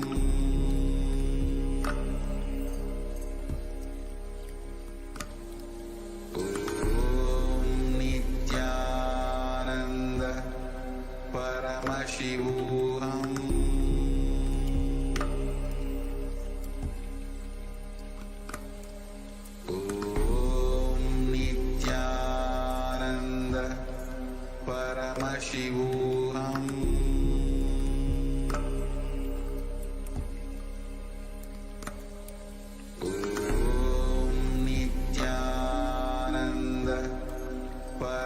Paramashivam.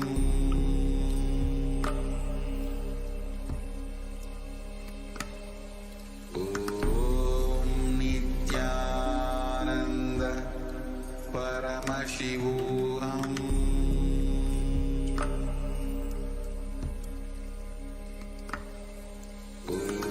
Om Nithyananda Paramashivam.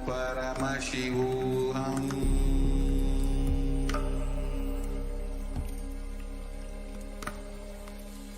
Om Nithyananda Paramashivam.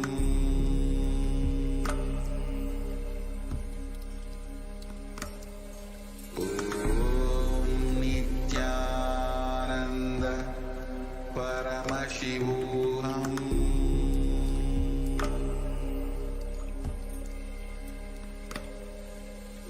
Om Nithyananda Paramashivam.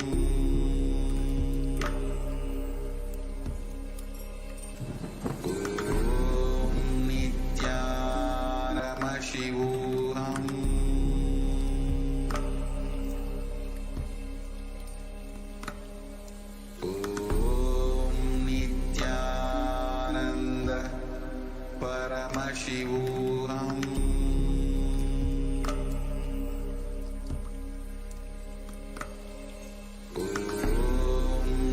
Nithyananda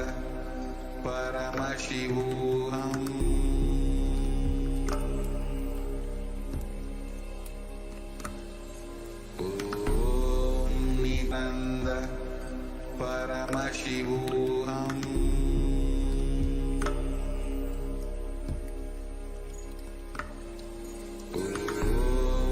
Nithyananda Paramashivam.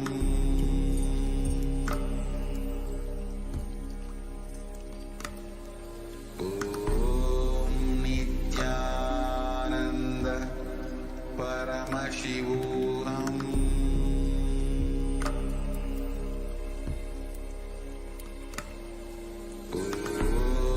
Nithyananda Paramashivam.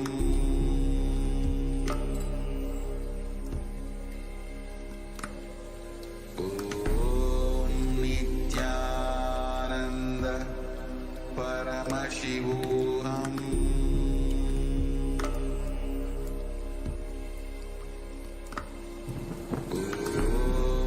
Nithyananda Paramashivam. Nithyananda Paramashivam.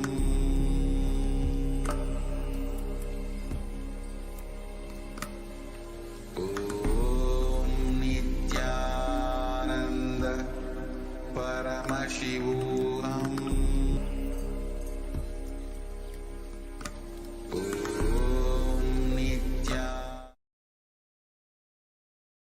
नित्यानन्दं परमसुखदं केवलं ज्ञानमूर्तं द्वन्द्वातीतं गगनसदृशं तत्त्वमस्यादिलक्ष्यम् एकं नित्यं विमलमचलं सर्वदी साक्षिभूतं भावातीतं त्रिगुणरहितं सद्गुरुं तं Namami.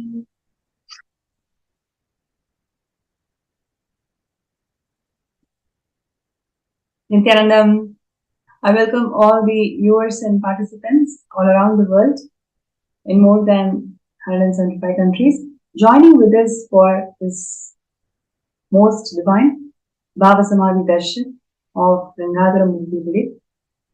And as we are getting ready to receive the Darshan of the Supreme Pontiff of Hinduism, Bhagavan Nithyananda Paramashivam Swamiji, manifesting as one of the 64 manifestations of Paramashiva, Gangadhara Murthy and Ganga Visarjana Murthy,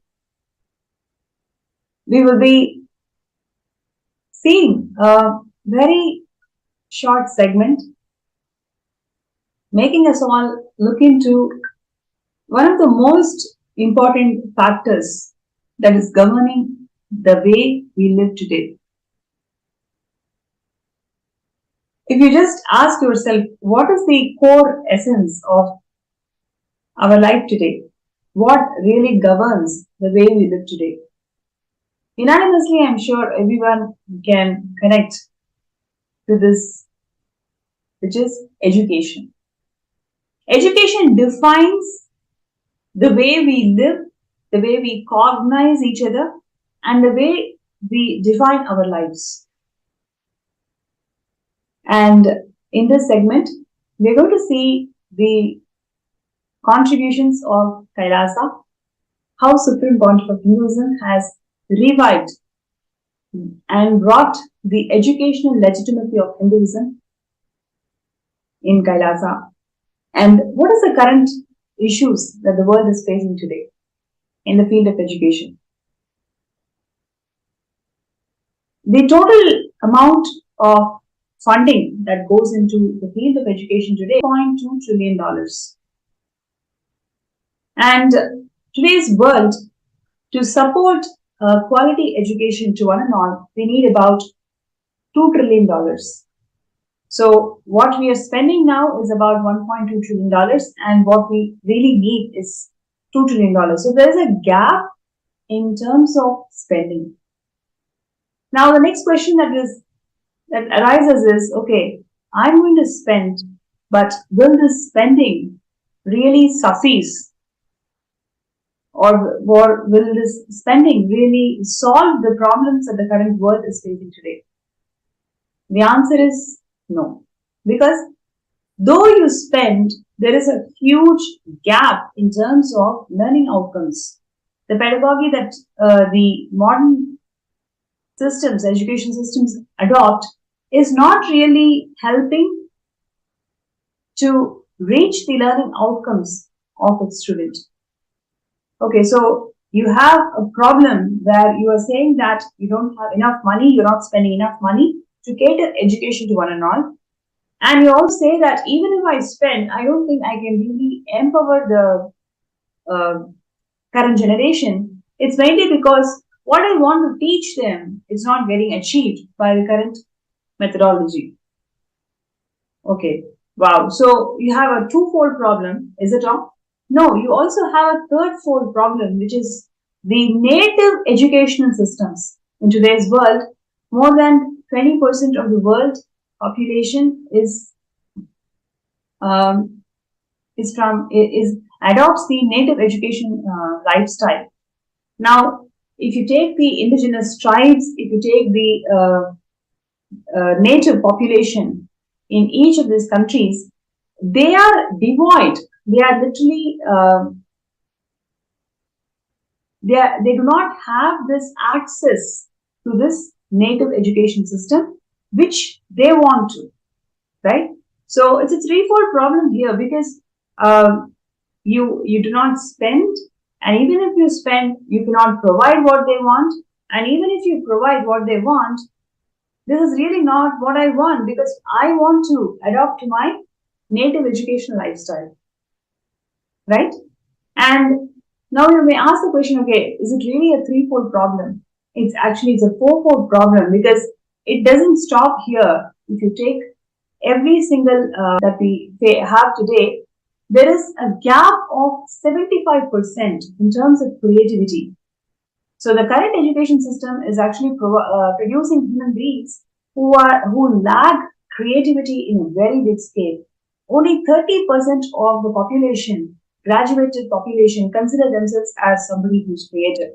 Rest of the people, we really feel that you have to learn what is available in the textbooks, memorize, and vomit in the examination. So that's the standard way how we all perceive each other, and that is the way how the current education system caters the whole world. Now, the question is, why did we start this way? What is the need for us to empower an education system where none of us are happy, whether it is the providers or whether it is the people who receive this education system? So now, the real question that we have today is about, okay, I'm not happy with the way the education system is right now. Where do I begin? What is the solution that I've got in front? Right? So, first of all, I would like to ask all the viewers, do you all agree to the current state of art where we are standing today in terms of education? What are the different problems you feel and you see? I request everybody to post that in the YouTube chat, in the social media platforms chat, and also in our MPSN group, the Paramashivam group. The QR code is being projected on the screen. I request participants to take 2 minutes. You can actually click on the QR code and post your thoughts. Do you agree that there is a huge gap in the way we perceive ourselves, and there is a huge gap in the way how the education is being catered to the world today? If you agree, you can post your feedback, your thoughts on this topic that we are discussing today in the chat.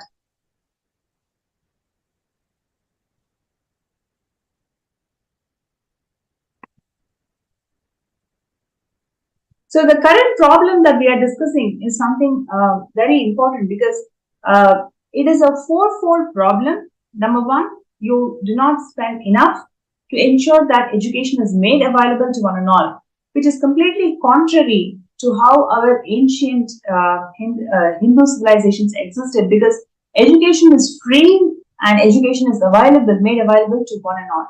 Every single person has the right to access the information, access the knowledge systems. So education used to be free and education used to be made available to one and all. Number two, the second problem that we are facing is the learning outcomes, right? The kid does not do not achieve the learning outcome it must be achieving. So this is also used to be resolved in the ancient education systems, because the learning outcome of each kid is not a standard as we have today.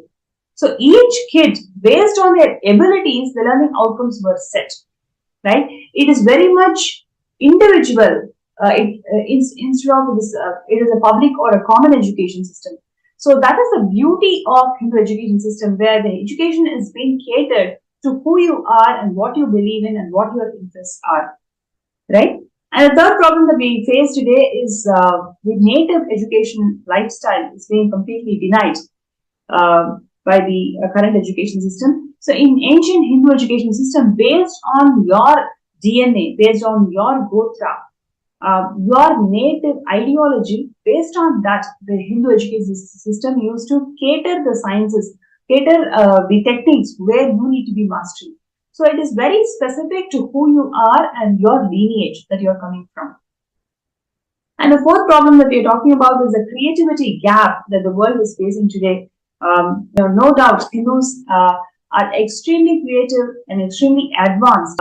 Whether it is in terms of the modern R&D, the current world is seeing today is nothing compared to how advanced it used to be in the Hindu education systems. So I request everybody to post your thoughts, your feedback. If you feel that this is something you are also resonating with, you also feel that this is something the world should change the way we operate, requesting everybody to post your thoughts on it.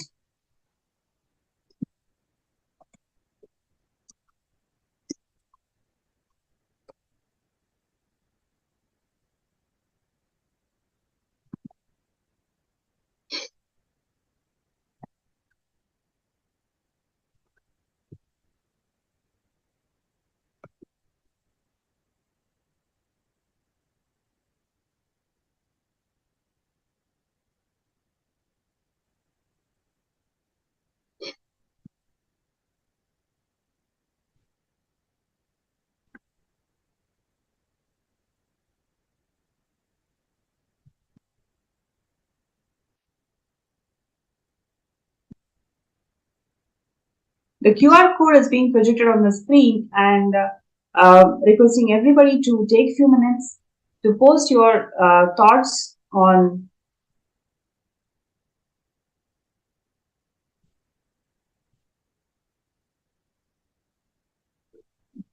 the subject that we are talking today.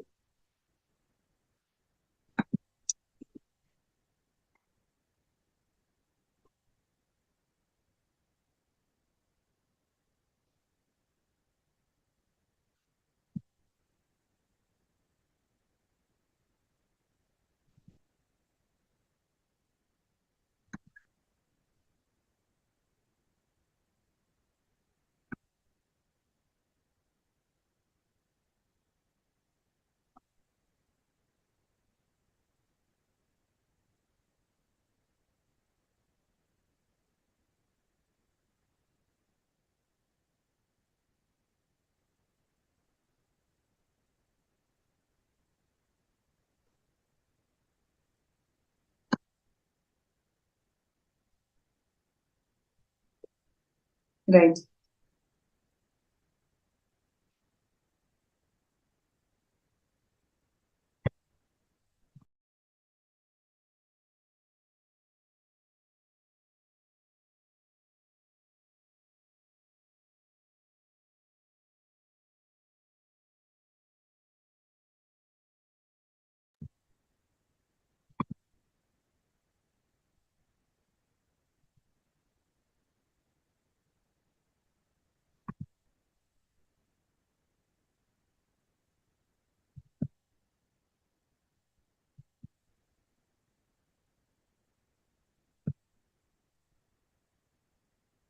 Now, we will also take a look at the glorious Hindu education system, how it was extremely advanced to what we are finding today's modern education system used to be. So, if you take Hindu scholars and rishis,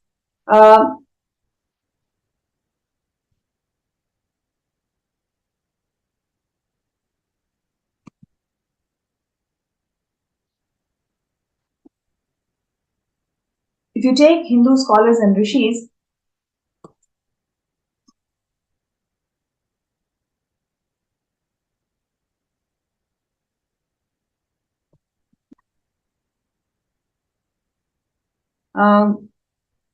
what Newton found was found by the Hindu scholars and rishis 1200 years before. Please imagine, it is that advanced. And what the NASA is spending more than trillions and trillions of dollars, trillions and billions of dollars. Our Hindu rishis and scholars used to determine the astronomical units, astronomical discoveries, just with the power of consciousness, right? So without spending such huge amounts, we used to just expand and believe our power of consciousness from which the whole science was downloaded. So this advanced education systems that the ancient Hindu scholars received is all about downloading the information that's already available in the world.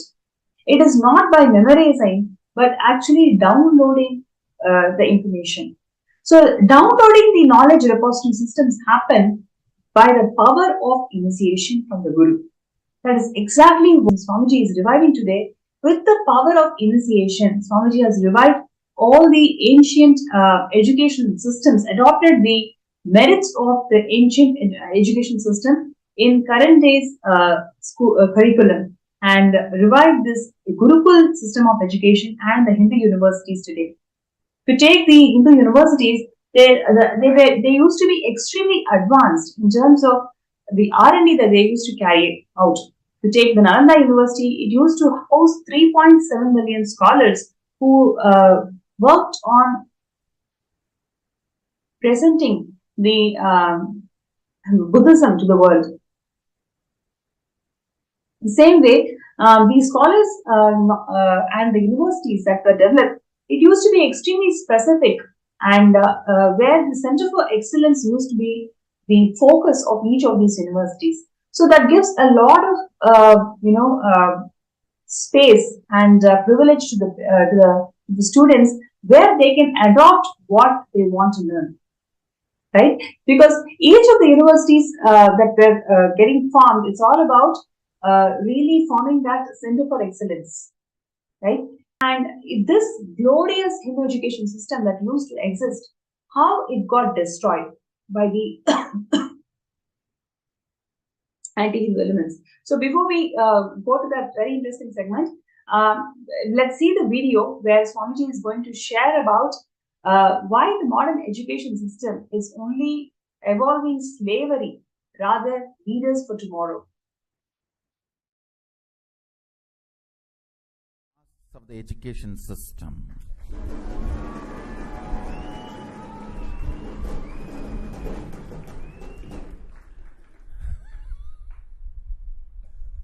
I'm seeing everyone is sitting straight, sitting up.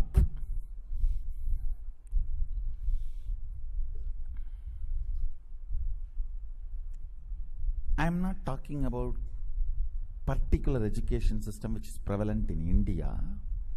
I'm talking about the whole modern education system. Understand? The system developed by the superconscious beings to manifest superconsciousness. Sadashiva's education system, Gurukul style. System developed by human beings to enslave and trap other human beings and keep them as clerks and workers. Listen.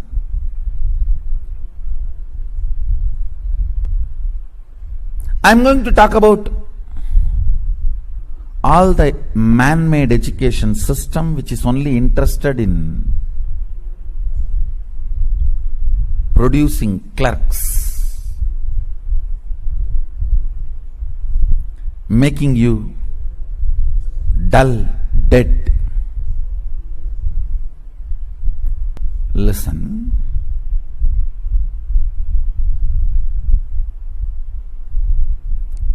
Whatever you may be, a doctor, engineer, lawyer, politician, religious leader, teacher, housewife, whatever you may be, moving,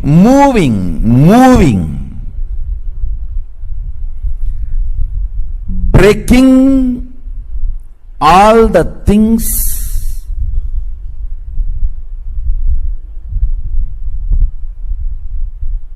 which are stagnant, breaking the status quo is life. Understand?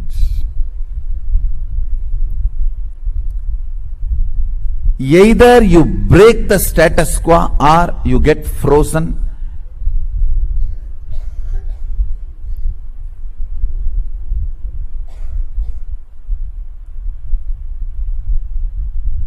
Either you move towards life happening or move towards your graveyard, getting frozen. Happening is life. Understand? The whole modern day education system is just to keep you in continuous confusion in the name of imaginary plans.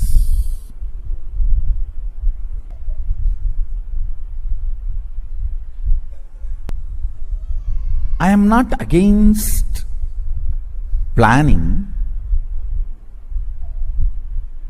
I am against enjoying your confusion, laziness, stupidity in the name of planning.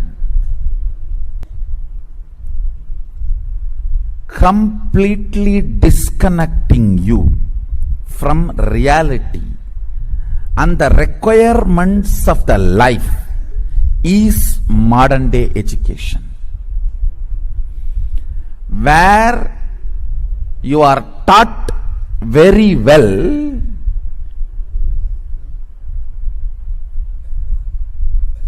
to do the psychodrama. Hey, I may not contribute, but if I am not there, I will collapse. If you know to play that game, you can raise the ladder of the corporate ladder. Because the education system is basically to cheat others. So naturally the fellows who are evolving through that system will be cheating the owners. It is like you cheat me, I cheat you. The whole thing is vengeance based.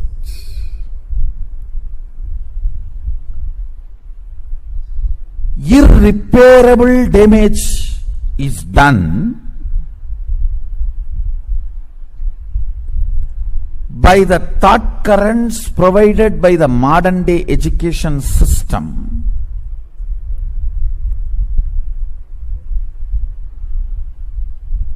and the modern day corporate thinking world to human consciousness. Understand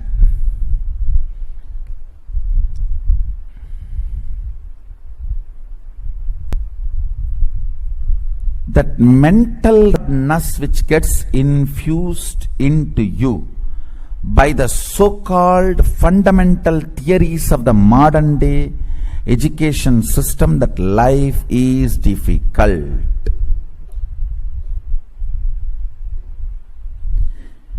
In every step of the life, in every move of the life, expanding is education. Not entertaining confusion to justify your existence. Not only feeling stuck, making that as a legitimate system is modern education. The whole modern day education system is collapsing the human being into self-beating confusions. When that becomes your pattern, you are a perfect slave. You are a perfect slave.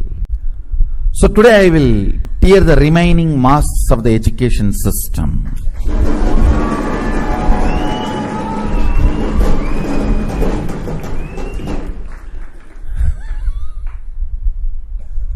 I am seeing everyone is sitting straight, sitting up.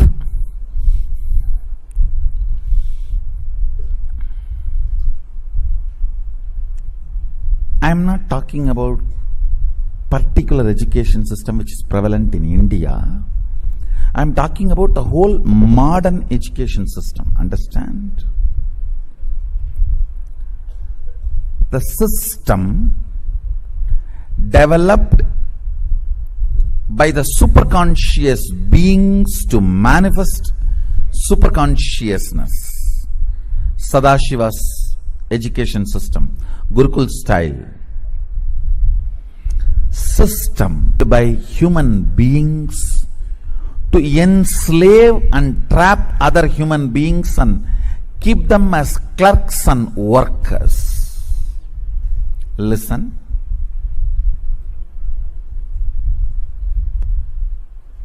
I am going to talk about all the man-made education system which is only interested in producing clerks, making you dull, dead.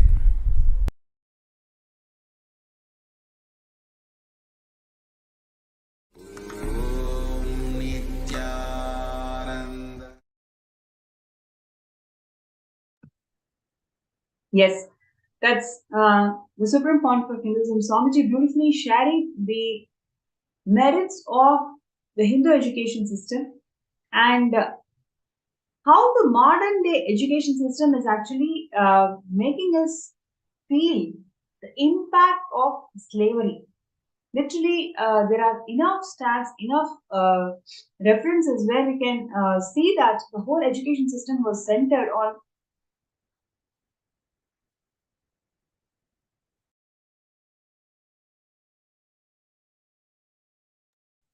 sorry for it.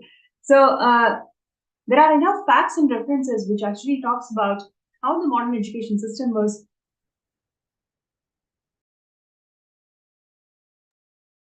centered on developing more and more class. It was not on creative leaders, right? So this was the whole core of the modern education system. And Swamiji, the supreme pontiff of Hinduism, has revived the Hindu education system today through primary. Sorry for the glitch. Yes. So the supreme pontiff of Hinduism, Swamiji, has revived this education system, bringing out all the best of Sanatana Hindu Dharma, all the best methodologies and techniques that the Sanatana Hindu Dharma adopted in imparting education to one another. Whether it is being education is free or the education is all about downloading the information available in the cosmos, or the education is centered around initiation from Guru. Every single component of Sanatana Hindu Dharma's education was revived and incorporated in Kailasa's education systems. So whether it is in both the Kailasa's Gurukul and the number of universities that Swamiji had set up around the globe. So in today's segment, we are going to be having a speaker who is a teacher in Nithyananda E-Gurukul. So now you may ask, what is E-Gurukul? E-Gurukuls are the knowledge repository centers which is available digitally around the globe. So whatever Swamiji is reviving as the Hindu education system in physical Gurukuls, he has also made it available to one and all digitally. Every single product, every single service that Swamiji provides in the physical Kailasas, he has always ensured that they are made available digitally to one and all. So similarly, the physical Gurukul education revival, how Swamiji has done it, aspects of it, he has made it available digitally to one and all through this e-Gurukul services. So today we are going to be seeing the sharing from a teacher of e-Gurukul services, and she has been working predominantly with thousands of students in India who are in e-Gurukul system, and over the years she has very rich journey of sharing profound experiences being part of e-Gurukul. So it is my pleasure to welcome Murthy Nithyananda to the segment today, and she's going to share some of the profound experiences of being part of e-Gurukul team lead, whether it is in terms of being a teacher or she herself being a parent, where her son is actually studying in Nithyananda Gurukul. So thank you so much for joining the segment today, Nithyanandam. Thank you. Nithyanandam, everyone. Thank you for giving this opportunity to share about e-Gurukul. It's a very close thing to my heart because I've been an acharya with e-Gurukul since since its inception itself for the more than 3 years now. For more than 3 years, and it's been a wonderful journey actually. In e-Gurukul, Swamiji actually has made all the efforts to include all that is there in the physical Gurukul that he runs, all the aspects of the physical Nithyananda Gurukul that Swamiji runs, everything almost, he's made it available to the children of the outside world who cannot, due to various reasons, come and study in his physical Gurukul. So that was the attempt with which e-Gurukul actually came into existence. And Swamiji has given a beautiful curriculum, and we have got a team of acharyas globally who take this to the outer world children, so that they are able to imbibe the same powerful cognitions and live with the same powerful cognitions, which probably if they would have studied here in physical Swamiji's physical Gurukul, they would be able to imbibe. So it's a very structured, the e-Gurukul is a very structured education system, where the children are taught with powerful cognitions, and the syllabus is it includes the regular physical yoga and all the spiritual routine that we normally have in our physical Gurukul. So we introduce all those things to the e-Gurukul children as well. So they get a glimpse and they get a taste of the life of Gurukul Balasans, which is a very powerful lifestyle. So apart from that, the sessions are also including, as I said, yoga, puja, and also powerful cognitions through storytelling, like Purana stories. And then we have typically the deity making through clay, and with clay, small deity making, and so many other activities which are helping the kids to understand what Hinduism is actually, and how you can be, entangling with that whole activity of preparing clay deities and making rangolis. We have all these kind of activities in e-Gurukul, and the children really enjoy them. It's a beautiful even if there is mostly it's 1 hour, 2 hour, whatever. Globally, there are different e-Gurukuls who conduct the sessions in different forms. So every child is exposed to all aspects of Hinduism, and it really becomes a part of them. So when the things that we include are mostly that, as I said, the storytelling, that wherein we have the Purana stories, where powerful cognitions can be taught to the children through storytelling. We have singing, we have chanting, Sanskrit chanting, where Bhagavad Gita, Rudram, Chamakam, all these are taught to the children. So regularly, when the children attend these sessions, they are able to chant, recite all the mantras, and they are able to recite the Sanskrit shlokas so beautifully. And all this definitely creates a lot of behavioral changes in them as well. And we have found that all the kids who have attended these sessions regularly, there is a lot of alignment towards their studies, towards their the way they behave with their parents, with their teachers, with the outer society.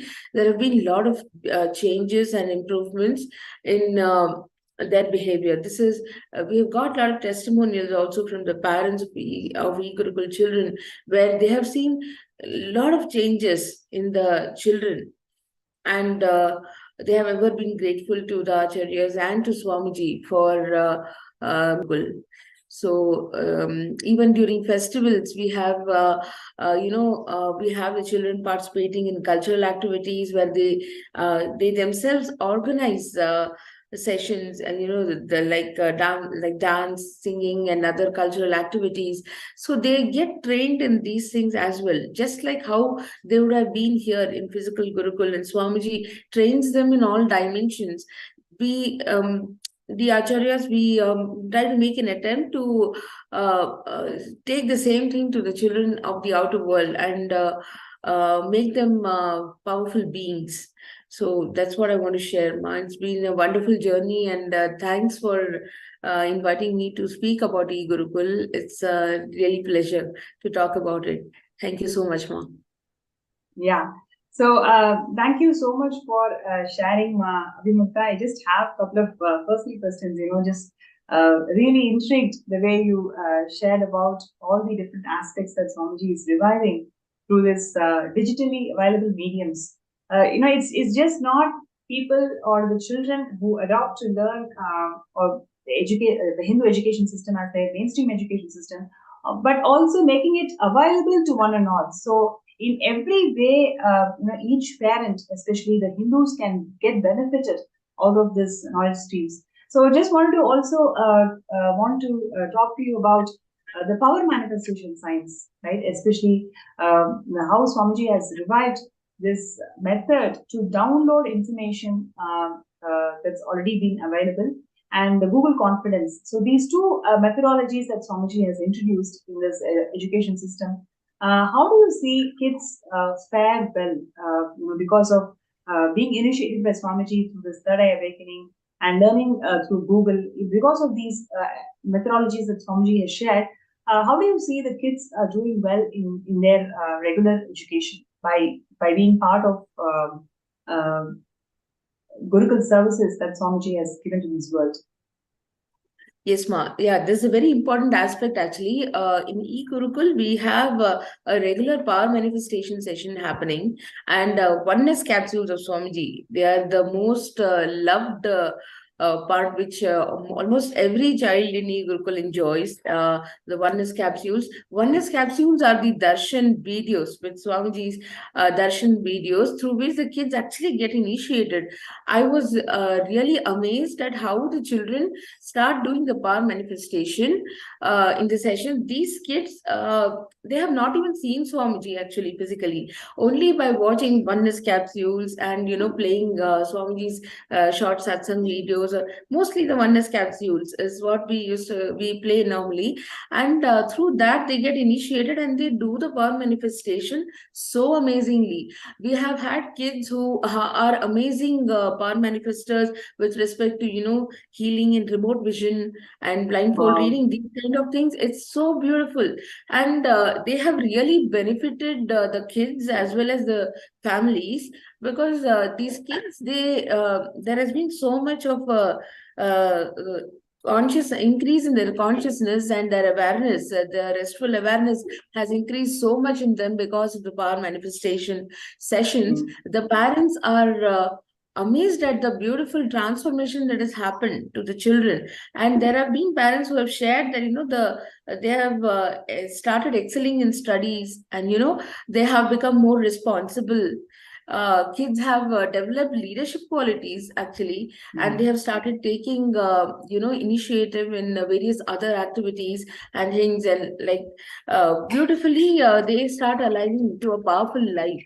So the power manifestation science which Swamiji has introduced through e-Gurukul, it is like a boon. It has really brought about big transformation in the children outside, and it is very it's a very unique thing actually, power manifestation science which Swamiji has introduced in the Sea Gurukul, because these kids, these outer world kids who have not done any formal course of or not done any kind of 3-4 day programs or anything of that kind of thing with Swamiji, neither they have seen Swamiji physically, amazing power manifestors. And till today, I know the kids who have been so aligned to the e-Gurukul, they have really excelled in their studies, and they have done amazingly well in life now. It's beautiful. Wow. Wow, that's beautiful to hear. Also would like to know, okay, now they're able to do this power manifestation. Do you see that these techniques that Swamiji has given to these kids really help them in the regular life that they are living in the schools? Because today, if you see the kids in the school, some of the constant things that the parents worry is about the depression that they go through, anxiety issues, and fights amongst the kids, right? That's the common problem. How to solve, like, so much of fighting is there amongst the kids, and most of the energy is being spent in these areas which is not really necessary in advancing a child's mental health. So how do you see these techniques and methodologies that Swamiji has provided really help people, really help the children in advancing their mental health? Yes, ma'am. As you rightly said, see, the power manifestation science actually brings about a lot of restful awareness in the kids. So all these issues of depression and fighting and anxiety among the kids, and teenage problems and all these things, the adolescent problems which the children normally face at the age of 11, 12, all these, it's actually totally disappearing from them, and they have become more responsible, and they are able to see life in a very matured way. As I said, they develop leadership qualities, and they are able to hold the other children also beautifully. When it's like how we as acharyas, we try to hold the children, they are holding the other children also beautifully, and passing on, radiating that space to the other children who have probably not been exposed to anything like this. And as such, the kind of fights or anxiety or depression or these things what we are talking about in today's world, it absolutely disappears from their lives. It is they live a more powerful life and a more stable, and they are mentally very stable and aware actually, and these kind of things really don't affect them. This is what has been the feedback of the parents as well, that they have handled difficult situations also beautifully, and they have taken responsibility for their for their studies, be it studies or any other activities that they do. So all this definitely brings about a positive change in their lives. So the power manifestation science and the e-Gurukul has really contributed to bring about the change in their life. Beautiful. And one other question which I would like to ask you: you're not only just a teacher, you're also a parent of a Gurukul kid. So, would you like to share your experiences and your gratitude to Swamiji in bringing your kid as Swami Gurukul? Yes, ma'am. Yeah, that is really a very thank you for giving that opportunity to show my gratitude. Actually, my son Gangadhara Maharaj has he's been here in Swamiji's physical Gurukul. He studied here, so he's Swamiji's child. Swamiji brought him up. So the kind of qualities that I have seen in him. As a child, when he was with me, he was always actually a pampered kid, having all the, all the kind of food habits, everything typically like how the outer world a pampered kid would be, with the gadgets addiction and etc. All these things. See, I used to face all these issues with him, but he was he was not a tantrum throwing kid, but still I could see that somewhere. All these kind of vices were taking over on his life, which I didn't know how to correct actually, because the whole world was moving in that direction. So I didn't know what to do. That's the time when we decided that we should be, putting him in Gurukul and allow Swamiji to bring him up as his kid, because then his life would be really meaningful rather than just whiling away time aside. When he came here, of course, he had his own challenges, how he could adjust, but it happened beautifully. The transformation happened beautifully, and I could really see so much of divinity flowering inside him. Every time I used to see him, he got trained into temple sciences, he got trained into the various rituals, and he's now an integral part of Swamiji's temple here in Adi Kailash, and he does all the rituals, his chanting and all those things, everything that he has imbibed, that Swamiji has taught him, it has put so much divinity into him. Whenever I see him, I always feel that he's really a reflection of Swamiji. So I actually look up at him, and whenever I have a problem, he gives me solutions, such mature solutions. He doesn't know probably when I see now I'm an Adi Nivasi, but when I was outside, there are so many things that we face as adults also, and every time we fall into depression, whenever I used to speak to him, he used to give me the right cognitions. So a kid who is about just 14, 15 years, and he's giving the matured cognitions and such matured conversations exactly aligned to Swamiji's teachings, and reminding us again and again that we have to align to Swamiji and he'll take care.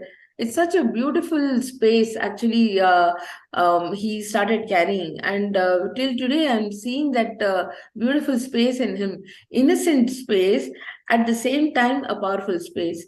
This is what I really wanted for my kid, because I know that nobody can violate him, and he's brought up by Swamiji, so everything will be taken care of. That is the best thing as a parent that I can think of for my kid. This is what I want to share, and that is deep gratitude to Swamiji for whatever he has done for Gangadhara's life. It's absolutely his kid, and really thank you, Swamiji, for bringing him up so beautifully. Yes, ma'am. Yes, and we have a viewer, Lindsay, who's sharing that. I feel that most of what is considered creative is also just vomited back from the past or media programming. I think it's much less than 1 in 4, and original thought almost non-existent. So we are interested in the Gurukul for our daughter, and this surely Swamiji is reviving the old system of education. So thank you for sharing, Ma Lindsay. I'm sure, Ma Avimukta, we can really connect to what she's saying, right? On one hand, 75% of the globe is suffering from leaders who lack creativity, and how the Hindu education system is all about inspiring and making that creative elements within of the brain getting awakened by some of these initiations, and whatever we are seeing today as creativity, that is also coming from the programming that the media is showing to the world. So how do you see this particular aspect making children creative, especially through the e-Gurukul services that you've been part of? Yes, ma. So definitely, creativity is something which comes naturally into them, because, as I said, Swamiji, the curriculum that Swamiji gives, it is absolutely for creating leaders, and it's not for creating clerks. So definitely in e-Gurukul, we are following the same curriculum which Swamiji has given for the normal physical Gurukul. So the kids in the e-Gurukul also imbibe these the same creativity and the same kind of cognitions, which help them to think differently, actually, and sail through the whole thing so beautifully without having so much of doubts or anything, and creativity which comes out beautifully. I have seen children developing such beautiful creative skills like drawing and all those things. The way they do itself, it goes to a different level, actually.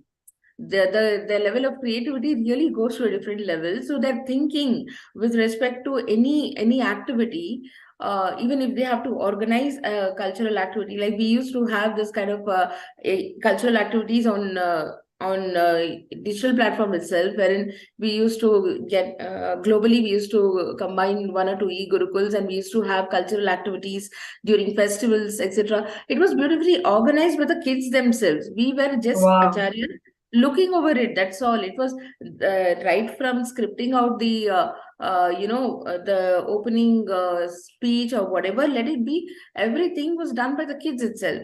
So it was not something, and the kind of creativity, the way which they do, everything was so amazing, and none of it was taught by us, actually. They just came up with ideas. This was my experience when I was conducting these kind of sessions. So creativity definitely becomes a very integral part of them, and it comes naturally to them, actually, when they start attending the e-Gurukul regularly, because their brain grooves, I think, they just open up. There is an overall brain development which happens due to the third eye awakening. So because of this, definitely all aspects in all dimensions, they start excelling. So this is what I have seen, ma. This is my experience. Beautiful. So the Kailasa that Swamiji is reviving is not just for Hindus, but rather it provides solutions for every single global problem that we face today. And as we are discussing with Ma Avimukta, it is nothing but the global problem of educational gap that is being seen in most part of the world, how Swamiji is reviving through bringing back the educational legitimacy of Hinduism through Kailasa's Nithyananda Gurukul and the Kailasa's Nithyananda Hindu universities to the world. If you feel that this is a very important aspect that Swamiji is reviving today, and you really want to be part of it, you really want to support this initiative, all you need to do is sign up in sksjp.org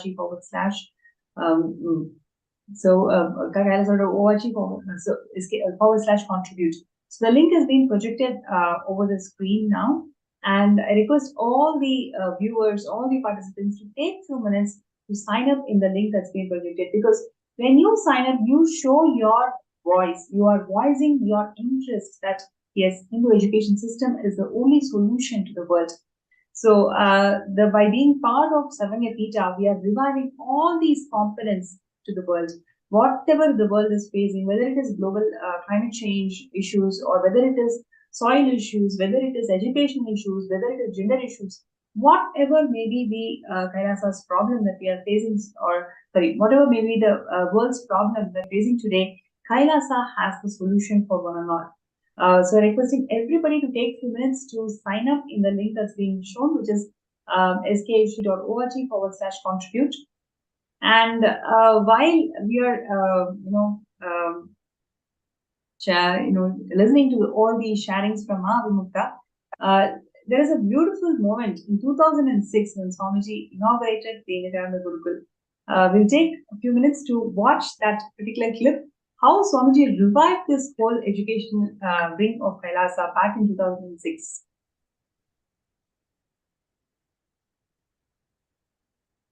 Paramashivam.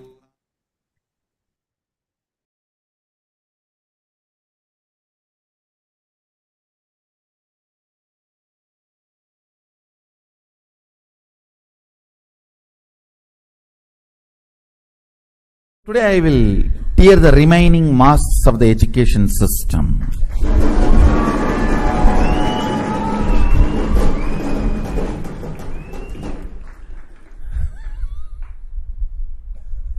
I am seeing everyone is sitting straight, sitting up.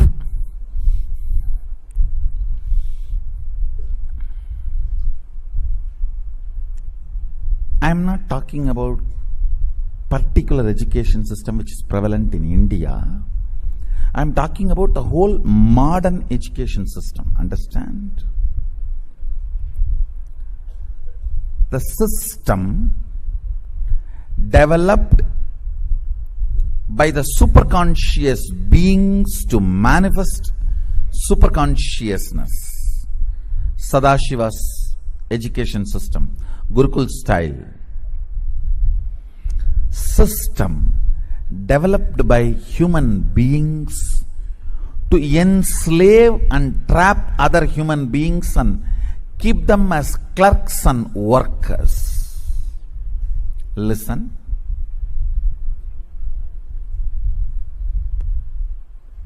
I am going to talk about all the man-made education system which is only interested in producing clerks, making you dull, dead. Listen.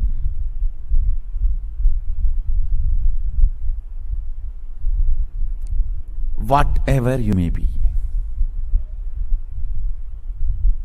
a doctor, engineer, lawyer, politician, religious leader, teacher, housewife, whatever you may be, moving,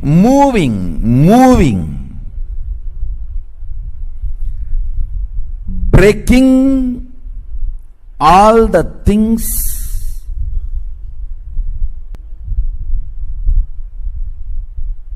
which are stagnant, breaking the status quo is life. Understand? Either you break the status quo or you get frozen.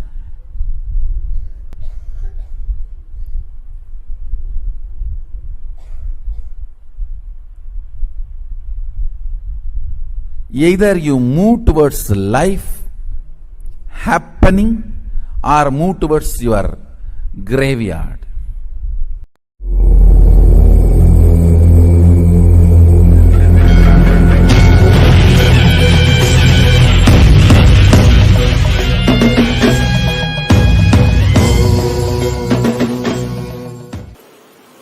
How many of you are here who are directly related to Gurukulam?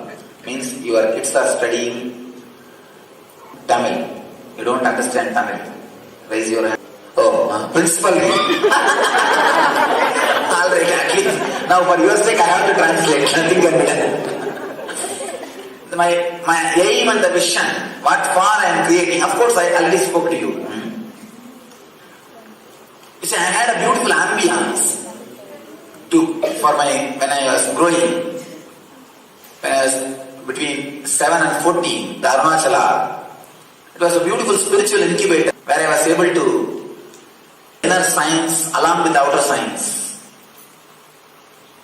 I feel that was responsible for my intelligence in the outer world and in the inner world. So I am trying to reproduce that same ambience, spiritual incubator for our next generation, for our kids. I do not want kids to wake up from bed based on fear as swadhisthana. I do not want them to wake up and live with mentally retarded teachers for 8 hours per day. I wanted them to live in a loving ambience. Get up like a flower, the deep love, and live the people who are in love, who are meditators, who are able to balance themselves, who are meditators, who can balance themselves. So the whole purpose of this Gurukulam is to create an ambience where our kids will learn everything about the outer world, but they won't internalize the negativities of the outer world. They will retain the purity of the inner world and experience the eternal bliss. I bless you all. Let you all experience, achieve and radiate eternal bliss. Nithyananda. Thank you.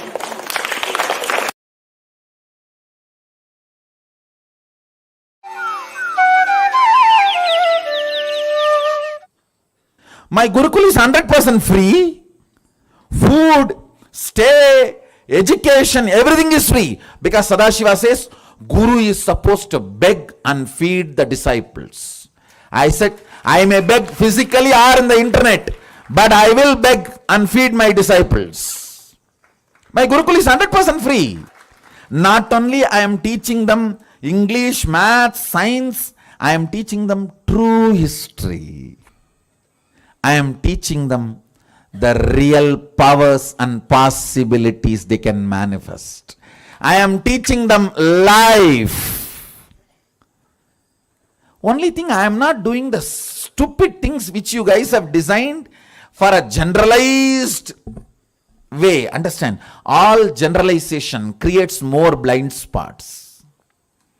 When there is a Google Earth available, Google Map is available, why will I make them memorize the capitals of all the countries and states? Macaulay's time it was not there, so you have to memorize.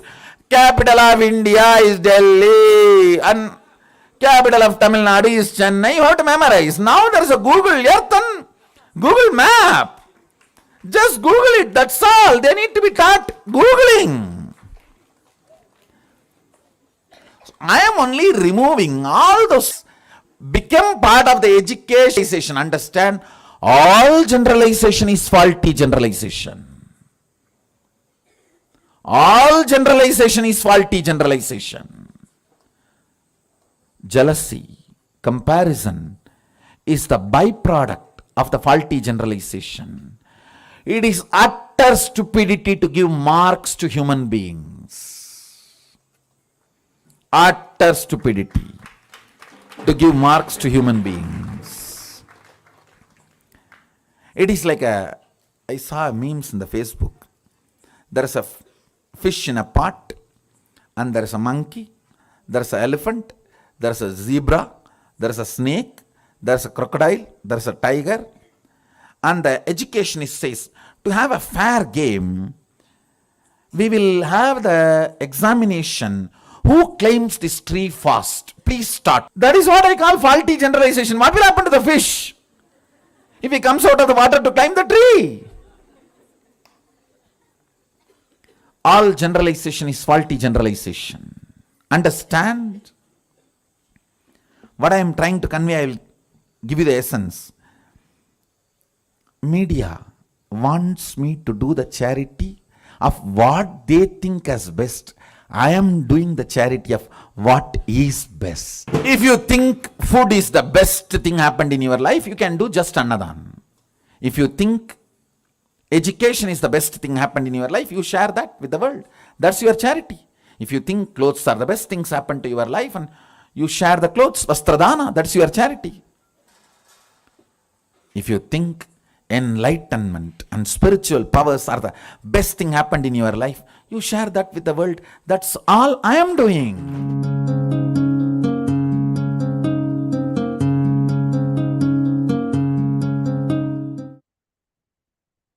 Yes, it is Swamiji said, if you feel that living enlightenment is the best thing that has happened in your life, that is exactly what I am doing as a charity. That is exactly what Kailasa stands for. Whether it is health, whether it is education, whether it is mental health, whether it is food, every single dimension of life, everything is focused towards living enlightenment, and that is what's through Kailasa. So I request everybody, if you feel that Swamiji is the best thing that has happened in your life, sign up for SJP, skSJP.org/contribute. It's being projected in the screen. I request all the viewers, everybody to sign up for this best gift that we all have in our lives, which is Swamiji. And Swamiji has created this Kailasa to one and all, for all of us to revive all the various aspects of Hinduism and be part of this glory. So even if you have signed up earlier, let's take another look. Let's really feel that, okay, this is something which you want to do it now, and you want to work very positively towards this goal of becoming an SJP. Please sign up and show your intention and interest.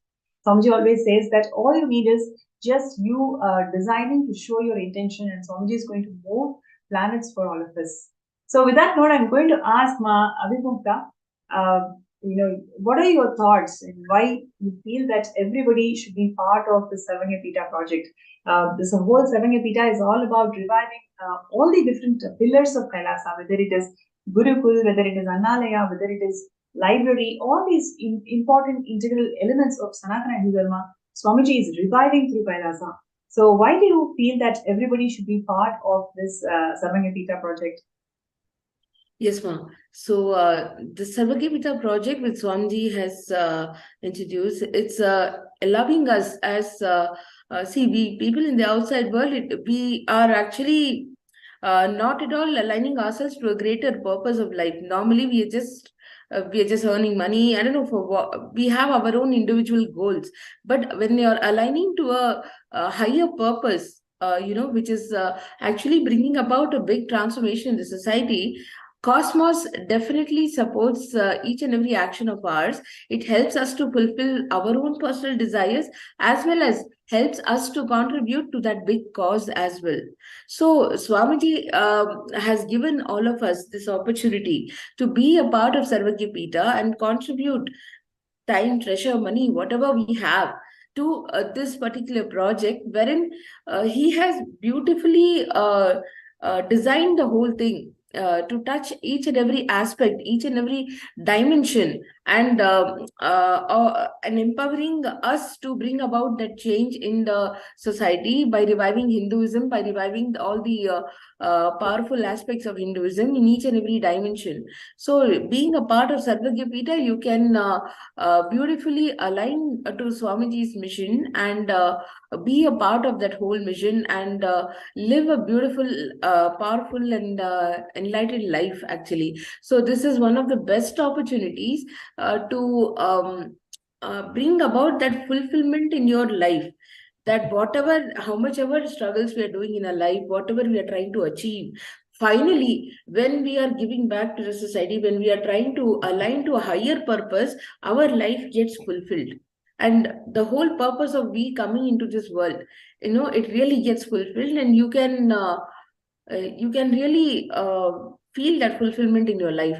So definitely, Sarvagya Pita, being a part of the Sarvagya Pita projects, will give you that satisfaction. This is what I can understand and feel, Ma. So yes, I invite all of you to please be a part of this and experience this beautiful dimension. Yes, thank you so much for sharing, Mahavimukta. Definitely, I feel right, like what you beautifully shared.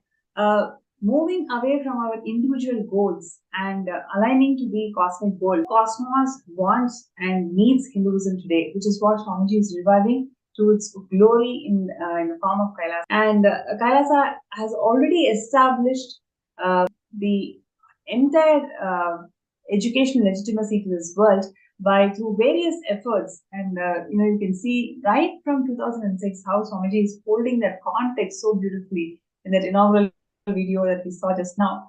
In the same way, so many beautiful elements, whether it is through initiation, whether it is through making education as free, whether it is through reviving all the ancient sciences of Hindu Dharma. So in every level, Swamiji has been reviving the Kailasa, especially the educational and legitimacy part of Kailasa. So requesting all the participants and viewers to support this mission of Sarvanga Pita, where all the different pillars of Hinduism is getting revived through Kailasa. And Swamiji is making it happen to its, the best possible way, especially with in Jayanti Satsang. So that Swamiji had shared that he's going to make the whole Kailasa open this year. And it is going to be a remarkable moment where all of us can celebrate the existence itself. So requesting everybody to be part of Kailasa, Kailasa Sarvanga Pita project. And, let's take a few minutes to sign up in this link that's being projected, skshjp.org/contribute. And while we are, signing up, we just take a few minutes to see the video where Swamiji is sharing why he built Kailasa, what is the need for Swamiji to build Kailasa, and why it's extremely important.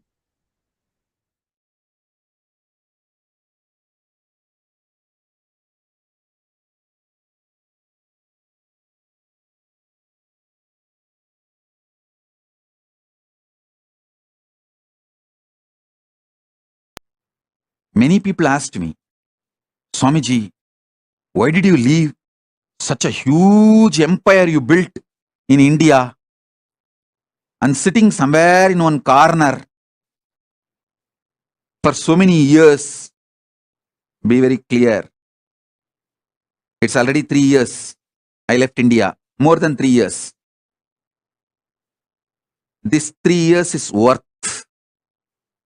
because I have done the foundation, legal, protected, internationally place first.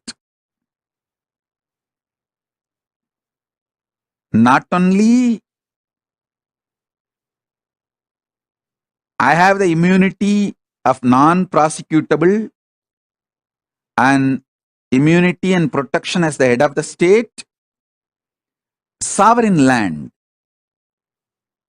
which can't be violated, and the embassy status in multiple places, even sovereign land in more than one places. This 3 years is worth because the first things are done first, right things are done first. We have a great future. We don't have to worry. Will there be any end like what happened, what has been done to Asaram Babu's organization? What has been done to Sant Rampal's ecosystem? What has been done to Ram Rahim's ecosystem? What has been done to this Palgar Sadhus and what has been done to Kanchimat? You don't need to worry because I have done the right things first. That's a spend little time, study how each Hindu ecosystem is persecuted in last 100 years. Listen, whether Kanchimat or Asaram Babu or Ram Rahim or Sant Rampal or Shivashankar Baba, all of them, all their organizations, with so much of hard work, they build the Hindu ecosystem like a beautiful honeycomb. But just some thief comes and robs the whole thing and takes it away. But again, you guys Hindus will work hard and build it like a honeycomb. Again, somebody else will come and steal. Be very clear. I am not interested in this game. That is why I decided very clearly, I will build the fort first. Proper stone fort. Then build the honeycomb so it will stay forever and work forever. Support the Hindus forever. Keep the Hindu ecosystem forever alive. Be very clear. I understood this secret. I started my public life at the age of 16. Within 10 years, by 25, I understood. Without making a proper protection system, any hard work me and my sannyasis put and build, it will be like a honeycomb. When Kanchi Shankaracharya got arrested,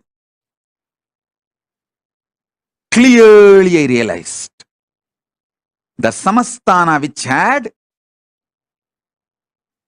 immunity from all prosecution, lasted just 2 generations before,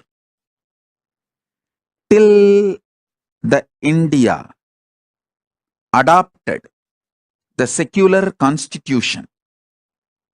Kanchimat, Madurayadinam, all of them had immunity from all prosecution in writing, legally valid, from the British government till the British time.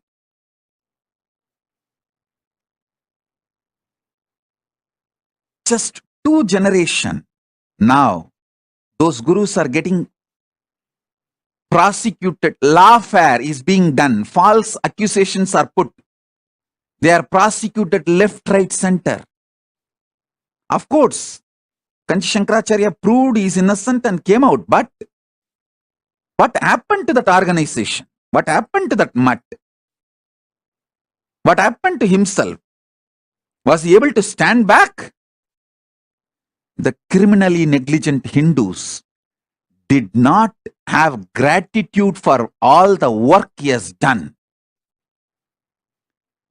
The criminally negligent Hindus are not realizing the anti-Hindus are attacking the real Hindus because he stood for the Hindus and stick his neck out, his head was cut.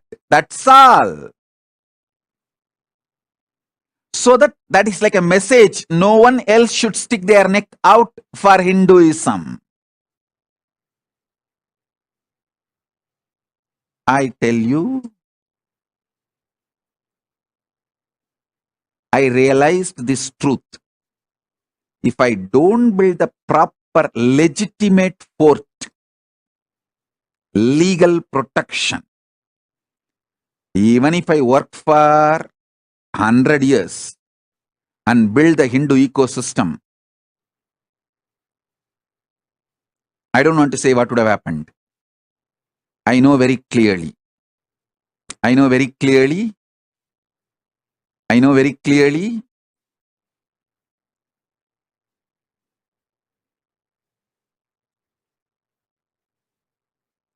I wanted to tell all my disciples,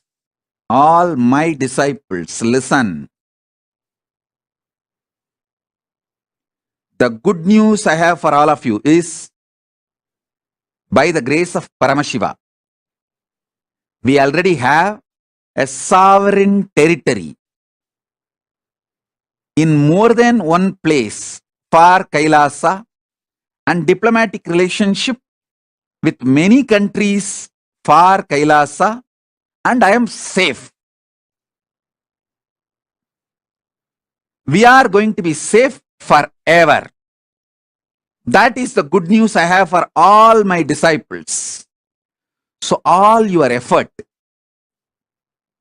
you are all putting time, treasure, talent and building this Kailasa will be useful forever. It cannot be hijacked, destroyed by anyone, because I made a proper foundation, protection, fortress.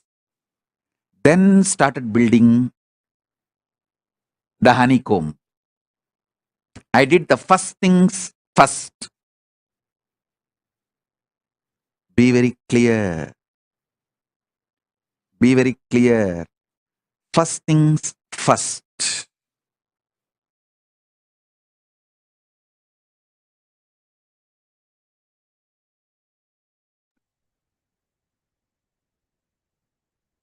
Yes, that was the message from Bhagavan, sharing the glory of Kailasa, how it is very important for all the Hindus. That is what Swamiji is giving us all. Now, I'm sure there are so many viewers, so many participants out there who really want to manifest and be part of this Sarvanya Pita.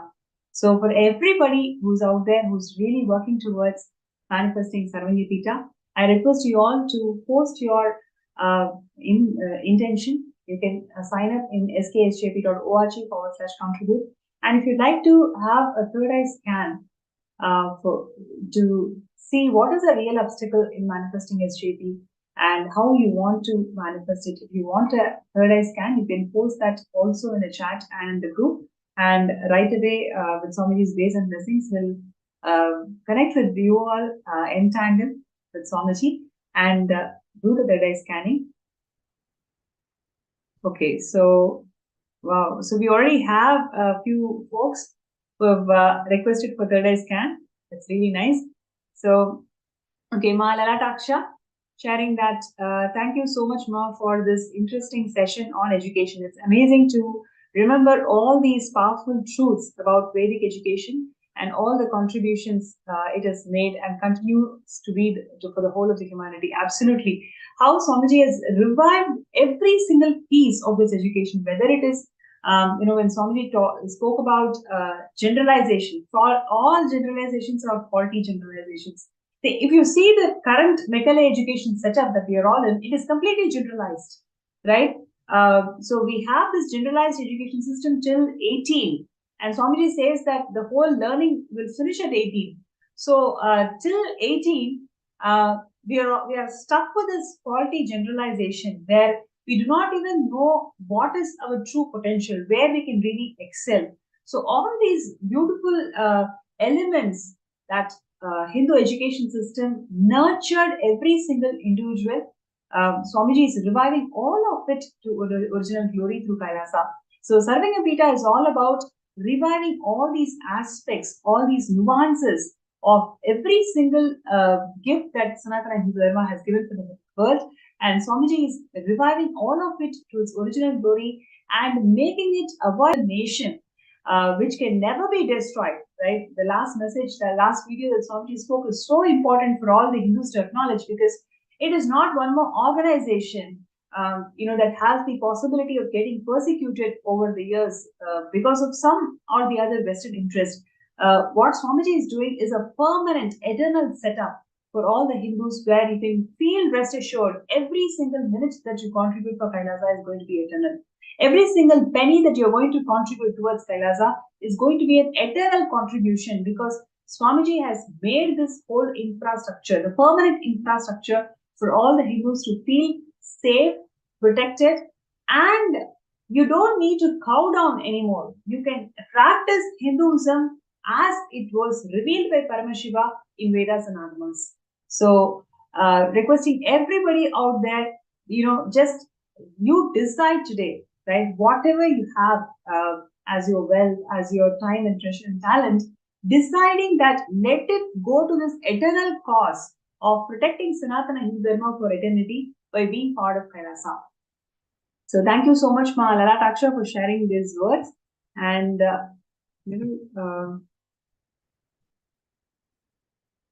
Nitya Bhakta sharing that I would like a scan for SJB, right? So Ma Bhakta, requesting you to, I think you're Sri Bhakta, yes. I remember you from the Chinese world. So requesting you to please sit straight and close your eyes. From the deep space of gratitude,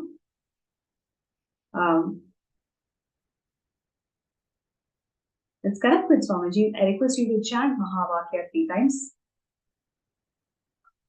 Om Nithyananda Paramashivam Nithyananda Paramashivam. Om Nithyananda Paramashivam.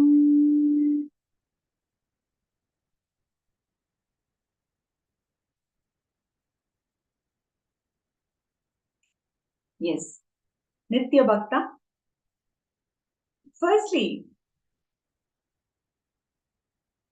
you need to decide what is permanent in your life, what is eternal in your life. If you look at all the choices that you have made, whether it is a choice of relationships, whether it is a choice of career, everything is actually dependent on what the other person has given you endorsement for. Just for the sake of endorsement, you have made decisions of your career, decisions of relationships, and now you are in a position where you don't know what is eternal, what is permanent.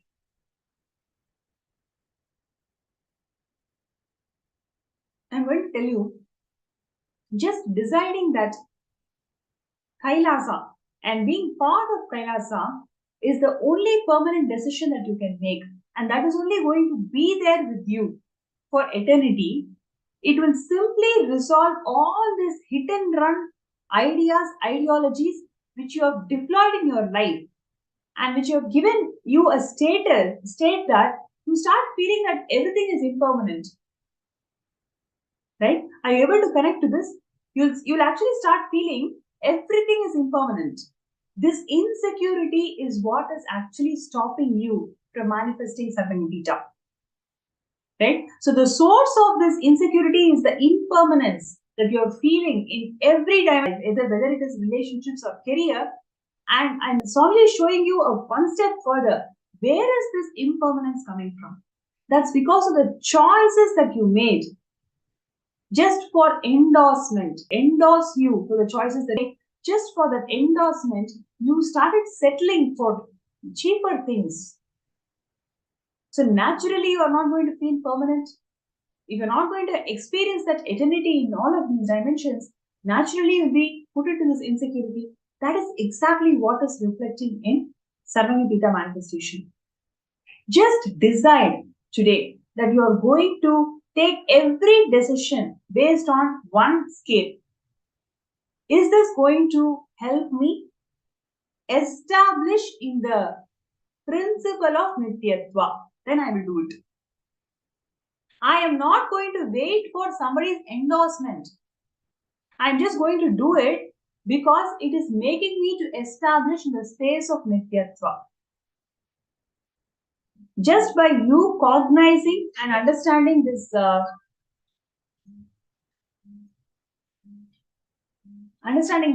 truth,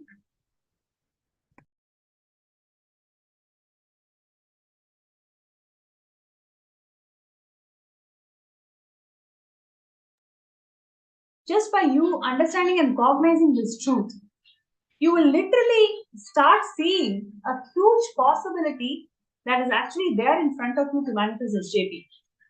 Just because you don't want somebody to mock at your choices. You don't want anybody to spell it out to you and then say that they don't want to endorse your ideology. Because of that, you have shrugged away from the possibility that is standing right in front of you. So I request you to take the sankalpa that you will always stand with the principle of eternity. Whatever is actually making you to feel eternal, you will take up that decision. Right? If you're able to connect and resonate with this, please post that also in the chat.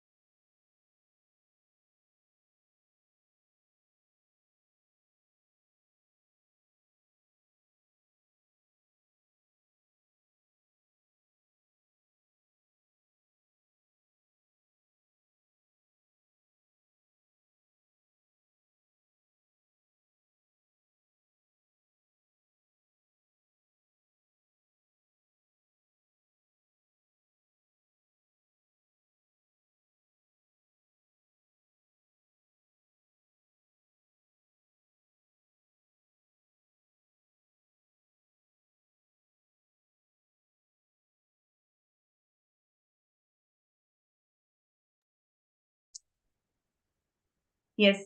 So, Nitya Bhakta, if you're able to connect to all the different things that I revealed, that Swamiji has revealed for you, please post that also in the chat so we can further elaborate, further connect and see how your reality of Sarvanya Pita can be manifested. And we'll now go to the next person. Yes, Mandy Wang, Nithyanandam. Mandy Wang is sharing, can you scan for the about SJPK? Great. Thank you so much. So I request you to please sit straight, connect with Swamiji in your Ananda Gandha. From the deep space of gratitude, let us both chant Mahavakya 3 times. Om Nityananda Paramashivam.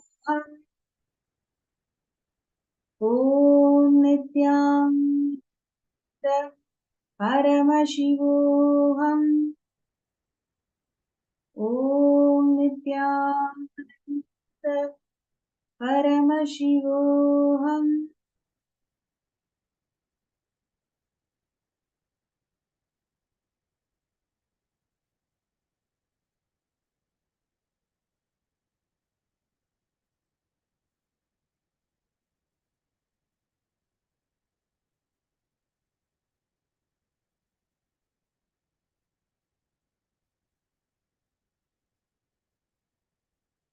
Yes. For Mandy Wang, something so profound Swamiji actually revealed in this third eye scanning. Your identity, when you start empowering your identity in the parallel universe, which is nothing but a strong yogini who's actually manifesting various powers of Paramashiva. When you start empowering this identity, when you start cognizing living as a yogini who's radiating all the powers of Paramashiva, you will see the self-doubt that you're having today, right? Even to declare the whole SJP by Shivaratri, even to declare those words, so much of self-doubt you're having now, you will see simply Swamiji will burn it. Moment you start living as Swamiji's Yogini, who's manifesting all the powers of Paramashiva. So today, take a declaration, right? You will go and manifest powers with 11 people. So you will connect with 11 people, you will manifest powers, you will actually give a huge shift, cognitive shift to each and every one of them at the end of the power manifestation. And then you will share about why SJP. Whatever you understand as SJP, you share with them. So do this consecutively for 11 people without a break, right? So now decide, okay, now it's not the time, maybe it's a different, not a conducive time for in the time zone that you're in. Maybe, okay, after 5 hours, you're going to start. Sit with undivided attention. Just put the whole focus on this. 11 people scan them, really attend to their problems. Whatever cognition that Swamiji is actually revealing to you in your third eye, just tell it. Don't have doubt. Oh, I don't know what the other person is going to think. I don't know whether I'm telling right or wrong. Nothing. You just see whatever Swamiji is showing you, you just reveal it. Reveal it from the space of you are Swamiji's yogini, who is actually manifesting powers of Paramashiva. From that context, reveal all the third eye solutions. Talk about SJP at the end of every scan. By 11th scan, you will actually see a huge possibility that is existing in front of you. Right? You will actually see a huge possibility that is there in front of you. You will be able to manifest SJP. You will take the action that is needed to manifest SJP. Right? So, requesting you to intensely, and not only just for this SJP, just every day, every moment, again and again connect yourself with this highest identity that you are already having in the parallel universe, which is cognizing and living, breathing as Swamiji's yogini and manifesting powers Day and night, just sit and manifest powers. Don't even bother whether it is correct, wrong, what each person is thinking, nothing. You just sit as Swamiji's yogini, sit and manifest powers. That's it. Right? So, Mandy Van, I request you to post, what do you feel about this and how do you want to execute this? What are the different steps that you're going to take? Requesting you to post that in the chat.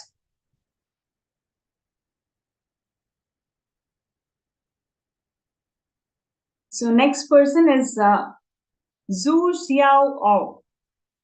I'd like to request a scan for SJP, please. I'm also suffering from hemorrhoids, and could you also scan for me for that? Okay, great. Yes, Ma, let's do it. I request you to please sit straight. Connect with Swamiji in your Ananda Ganda. Visualize Swamiji in your Ananda Ganda.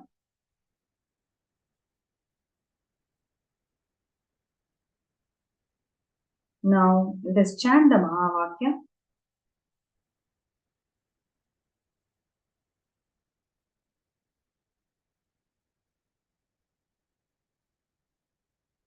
Nithyananda Paramashivam. Om Nithyananda Paramashivam. Om Nithyananda Paramashivam.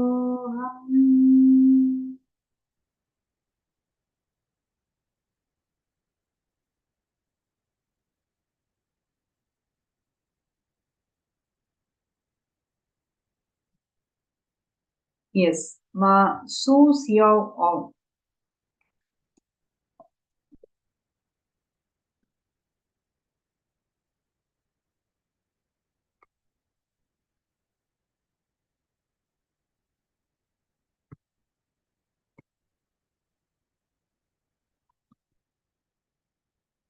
Right. So Ma Su Xiao Ao. See, in a scan to Swamiji showed, in your teenage, right?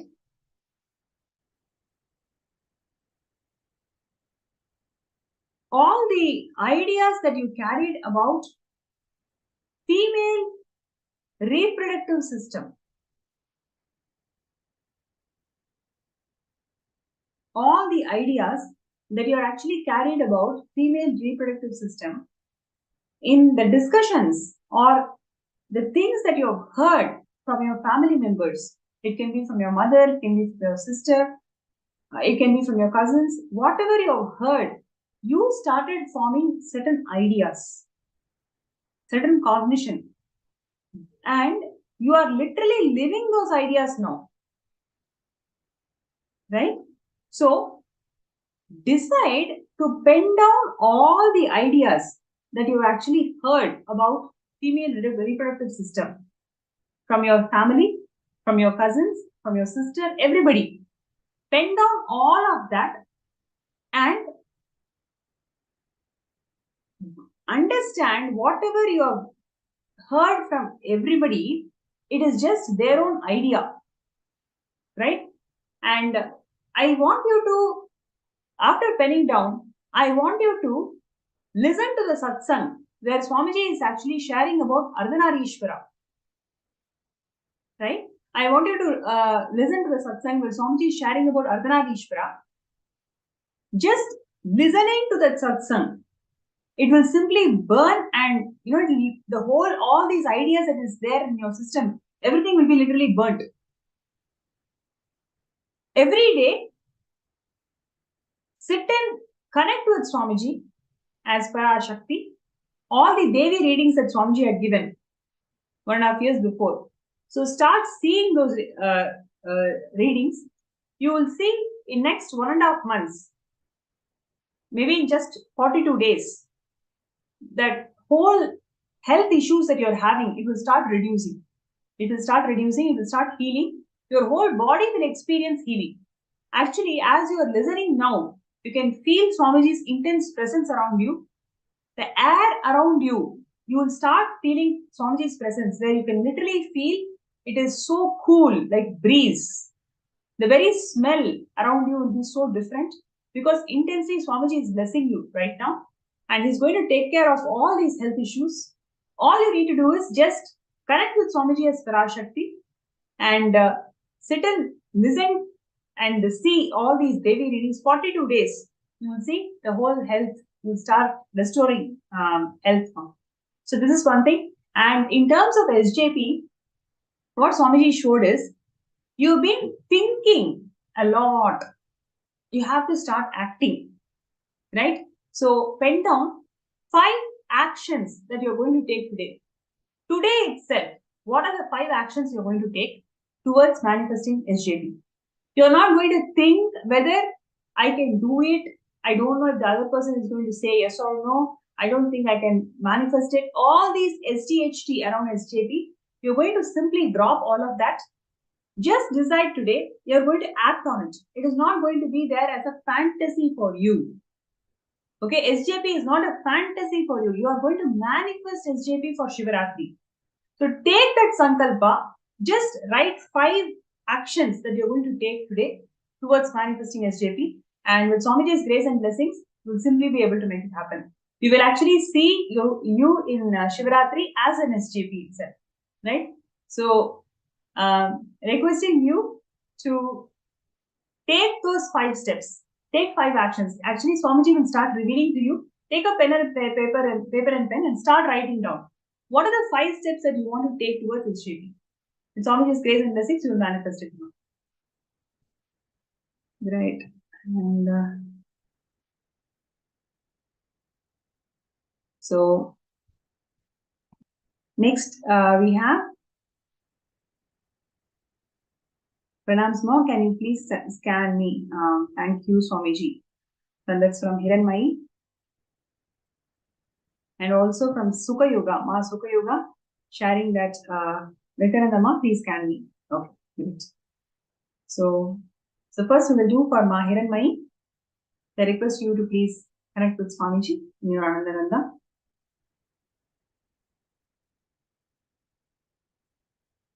Om Nithyananda Paramashivam.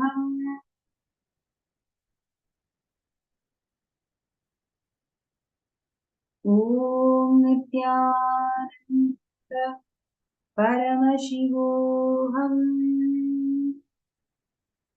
Om Nithyananda Paramashivam.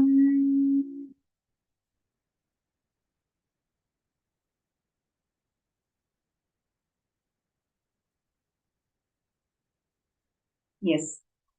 Hiranmayi, the abusive relationship that you are facing right now in your life is nothing but all your doubts you're having in your spiritual path. Right? Every single doubt, every single idea which you are still not convinced about in the spiritual path that you are in, manifesting as a violent relationship right now. And you may ask why it has to be so much of violence. It is because so violently you are cherishing these doubts in your inner space about the spiritual path that you're in.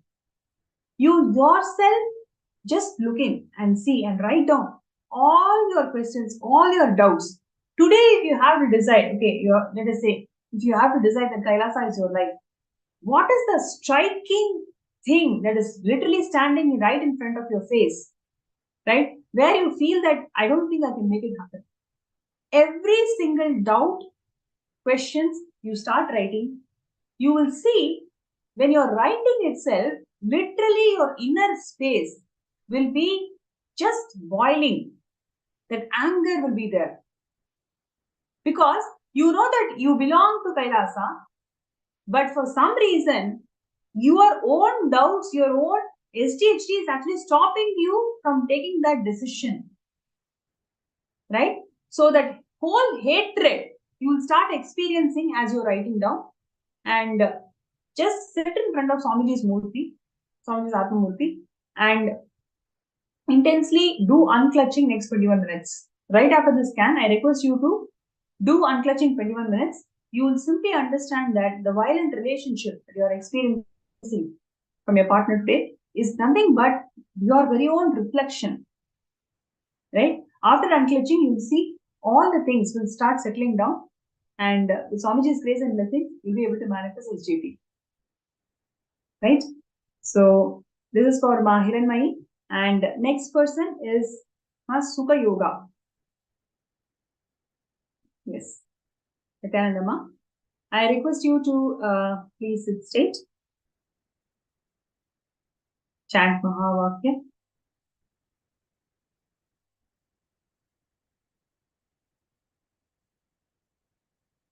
Om Nithyananda Paramashivam. Om Nithyananda Paramashivam. Om Nithyananda Paramashivam.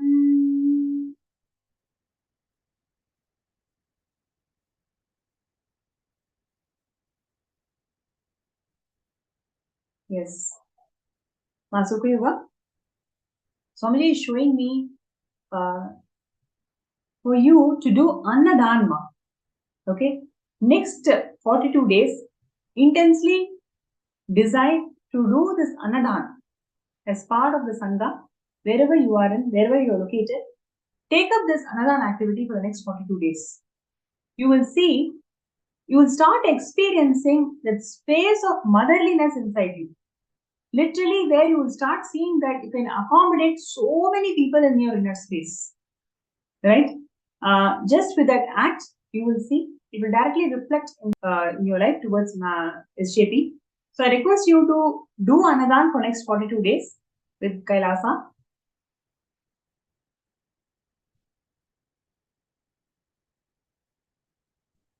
Okay, and next we have Ning Hitch sharing that Ma Pranapriya,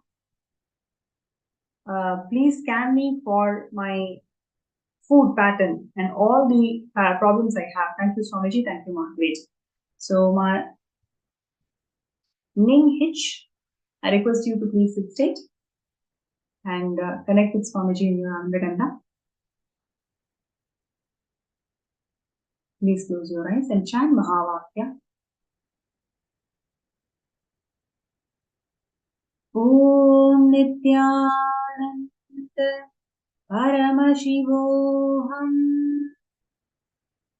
Om Nithyananda Paramashivoham.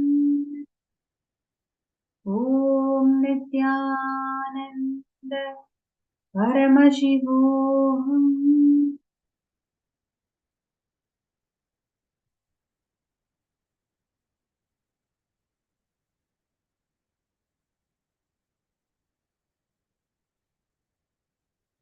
Yes. Ma Ning Hitch, all the food related patterns that you're having today is because of in the childhood, you will see you always competed with your siblings.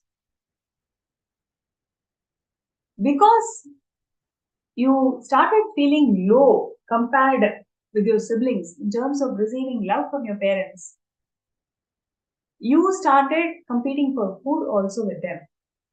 What started as a competing pattern, food pattern, is right now affecting your life. So I request you to take this moment to see your siblings. Really intensely complete with your siblings. By completing with your siblings, you will see that this food pattern is not there anymore. Simply, it is Swamiji has removed it. Right? And Vandy Wang is sharing that, agree with you. Also know that I'm a Brahmin, I was a Brahman yogi before. I decided to follow the method you just told me. I'm very confident and grateful. Thank you, Swamiji, for manifesting. Great. So let's do it. And with Swamiji's grace and blessings, all of us, everybody who has a sincere intention to manifest his JP, will be able to make it happen.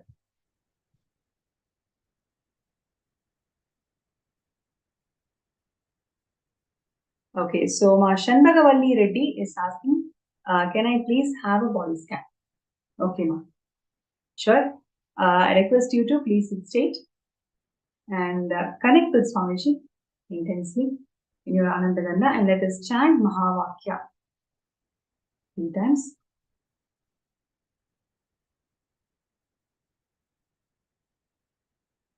Om Nithyananda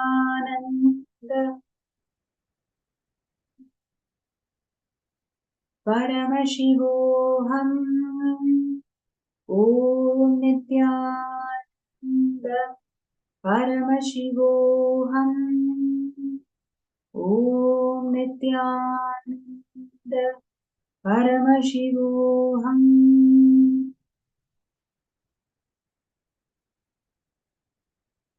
Yes, Ma Shanbagavalli. One thing that Swamiji showed was health disease that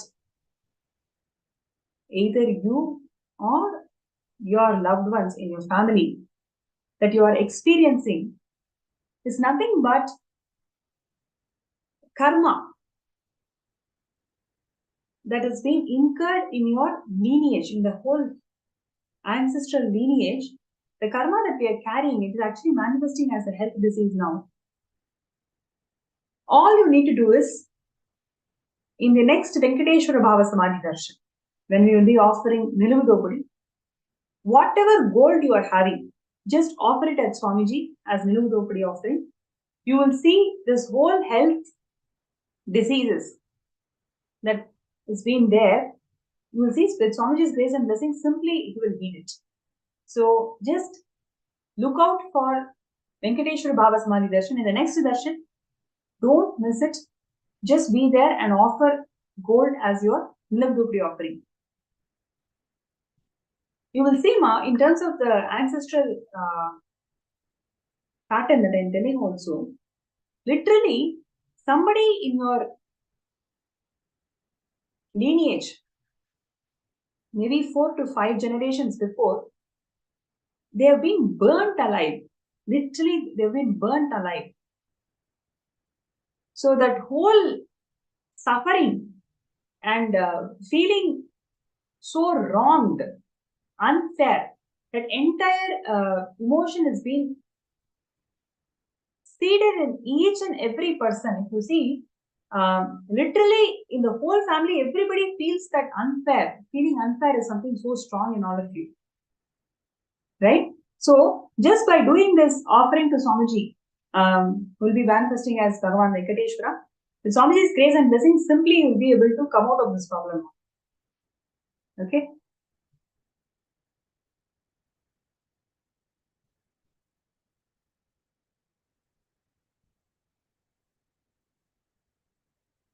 So there are many more people who are messaging, and with the interest of time, we will take these things to the next tomorrow session. Right, in tomorrow's session, first we will be scanning the people whoever has posted yesterday. I mean today.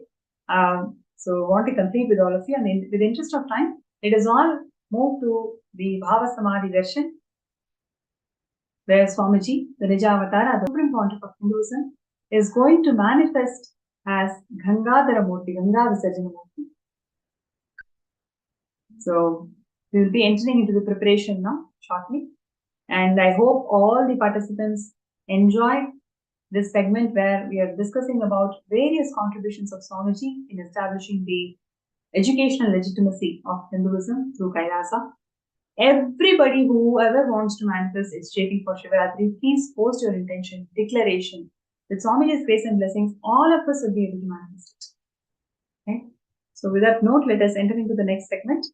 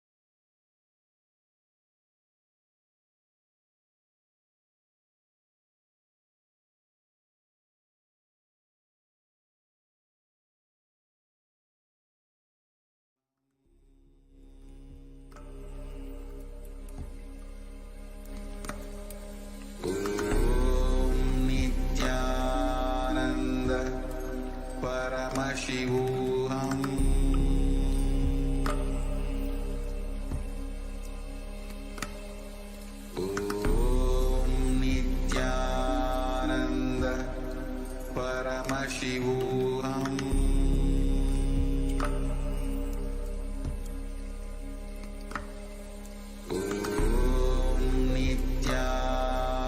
Nithyananda Paramashivam.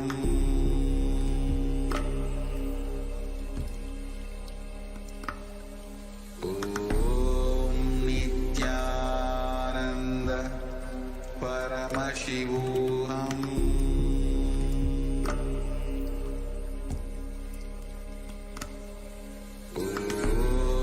Nithyananda Paramashivam. Nithyananda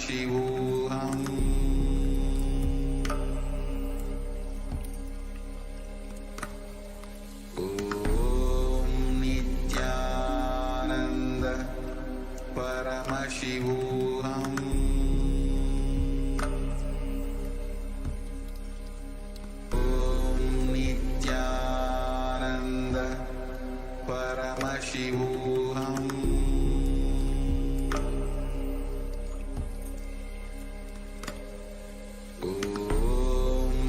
Nithyananda Paramashivam. Nithyananda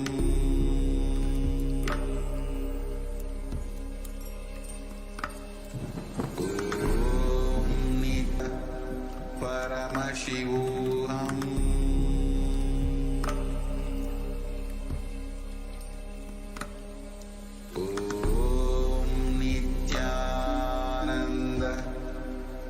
Paramashivam.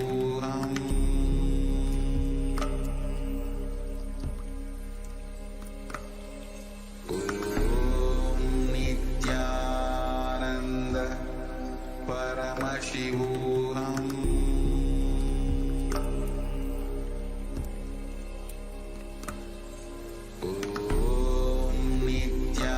Nithyananda Paramashivam.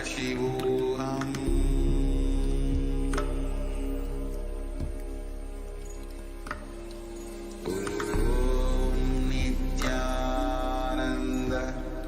Paramashivam. Nithyananda Paramashivam.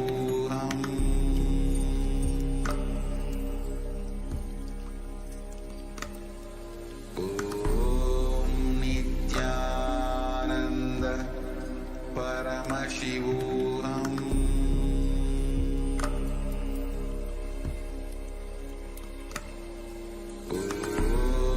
Nithyananda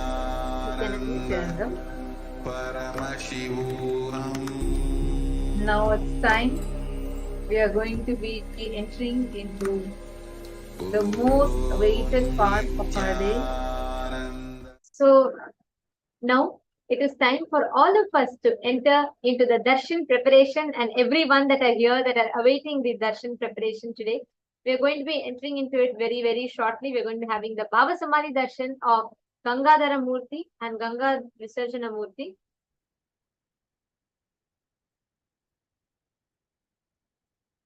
Yes, all the participants that are here, all the participants that are sitting with us, we request every one of you to come back and settle down. Please come back and settle down in the camera. And we are going to be entering into the darshan preparation very shortly. So I request every one of you to please come in the camera and settle down.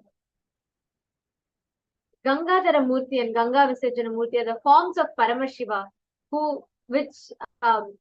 in which form he let Ganga, Devi Ganga, sit in his matted locks and release her for planet Earth. And all of us are going to be having the darshan of these forms of Paramashiva. And I request all the participants to please come and be seated in front of the camera.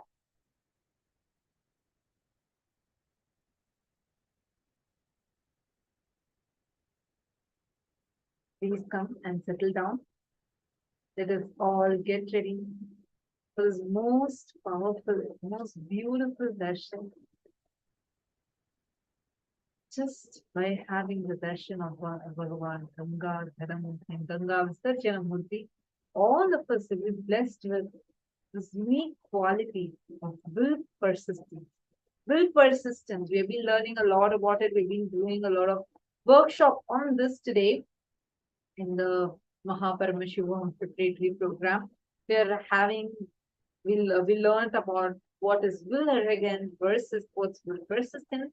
and how just this one quality called will persistence can help you achieve anything. And what are the techniques to achieve will persistence?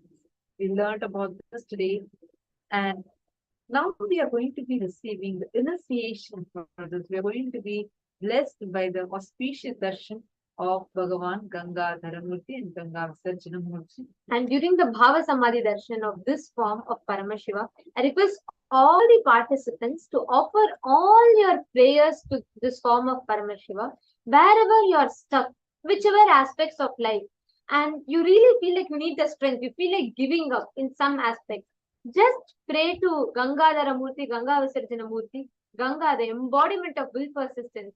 Paramashiva is going to bless all of us to manifest that powerful inner space, having the powerful will persistence in our inner space. So any of you here that are sitting with us, all the participants in this darshan, just connect to this form of Paramashiva, of Swamiji, where anywhere in life you're stuck and you want to manifest something, you really want to move forward, but you do not know the paths for it. Just connect to this dimension of Paramashiva and you will see how you will manifest a very deep, strong will persistence to achieve it in your life. Now, let us all get ready to receive the Bhava Samadhi Darshan. I request everybody to take a few minutes. Please get your Panchopachara Puja kit and please settle down. And during the Bhava Samadhi Darshan, when you have the darshan, literally wherever each of you are, there are many of you sitting here from France, from US, from different parts of the globe. And when you are receiving the Bhava Samadhi Darshan, whether you're sitting here in the Nayana Diksha or you're sitting and watching us through Facebook and YouTube at this point in time, understand just by having the darshan Swamiji, the mirroring neurons, the science of Shakti Pada that happens, the exact same neuron activity that happens in Swamiji's brain will reflect in our brain also. Especially if you're sitting in Nayana Diksha, it's even more special. All the participants that are sitting here on the two-way video conferencing with us, it is even more special because it is not just you are seeing Swamiji. Swamiji is also seeing you. His eyes also falls on you. And that is the very powerful Nayana Diksha that happens. So all the participants that are there, all of you that are sitting with us here, I request everyone to please get ready to receive the darshan and sit in front of the camera.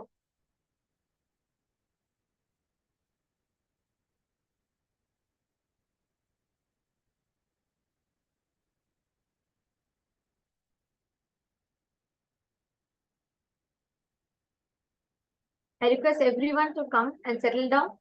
I'm seeing still many of you are having your cameras off. Please take a few minutes.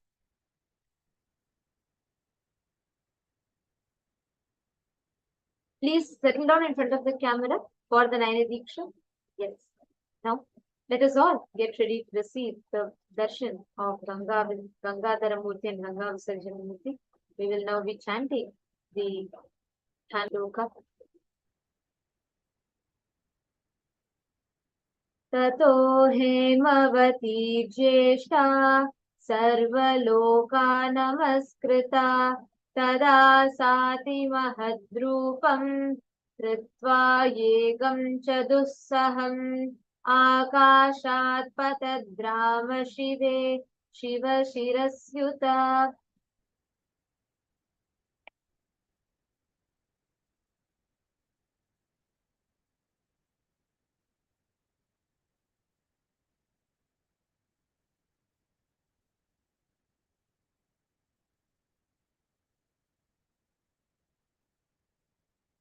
अचिन्त्यच्च सा देवी गंगा परमदुर्धरा विशाम्यहं हि पातालं स्रोतसागुह्य शङ्करं तस्यावलेपनं ज्ञात्वा वृद्धस्तु भगवान् हरः.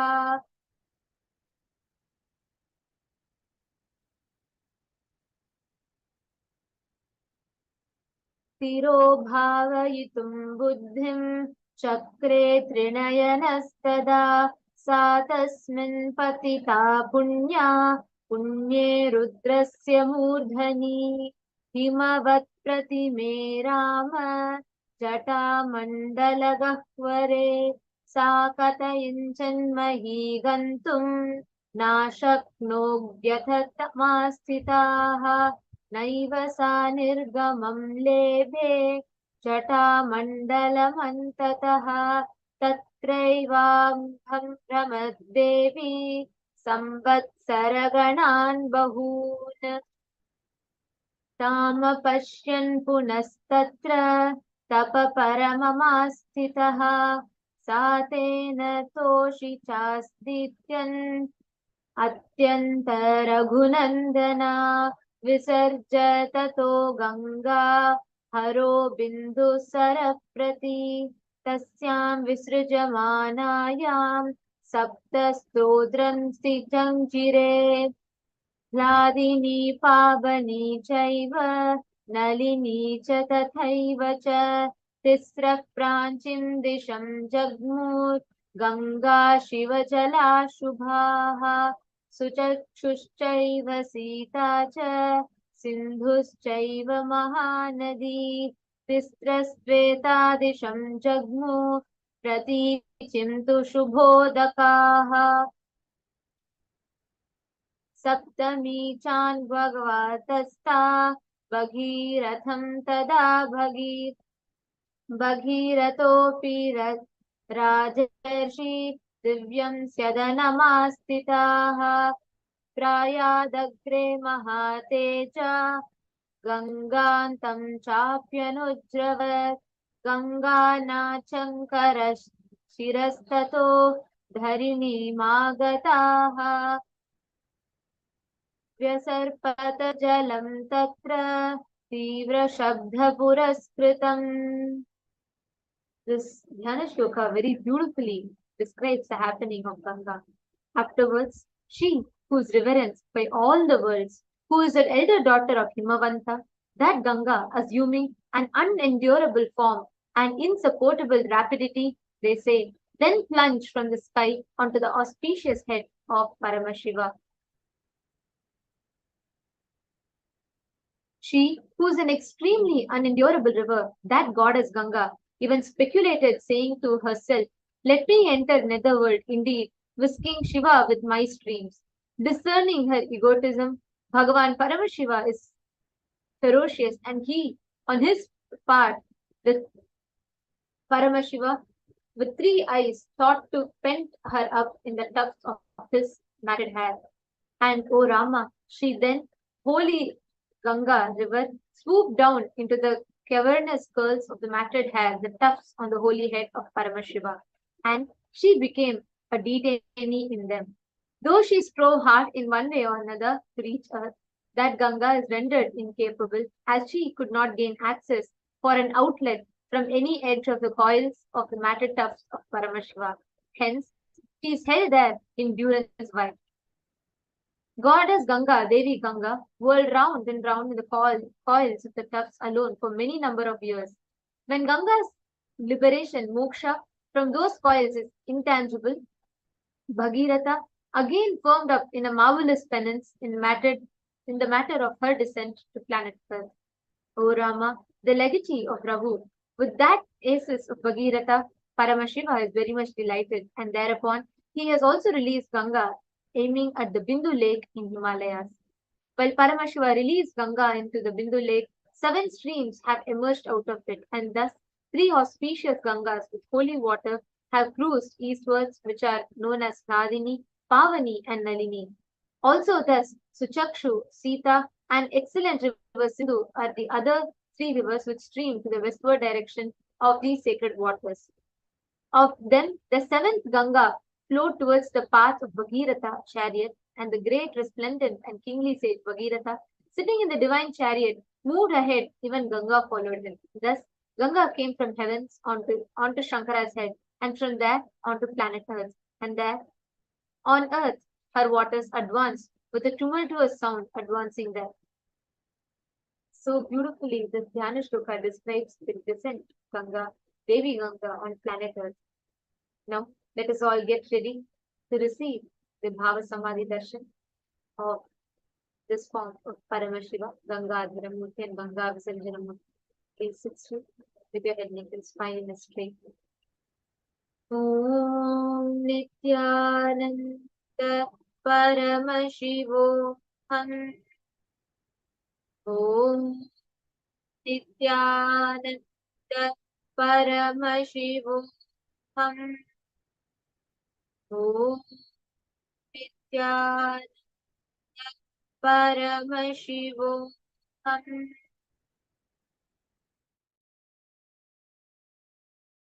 With the divine, with your eyes closed.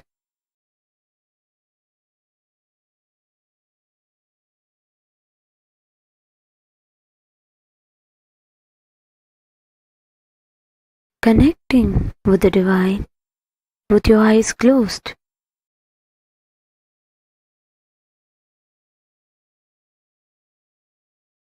Connecting with the divine, with your eyes closed.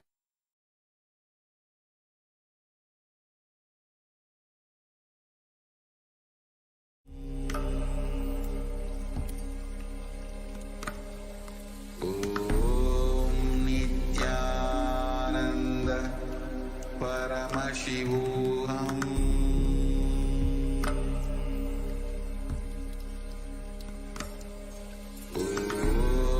Nithyananda Paramashivam.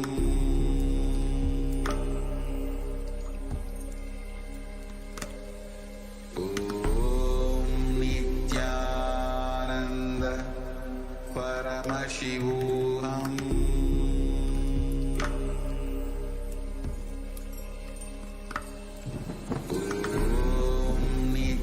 Nithyananda Paramashivam.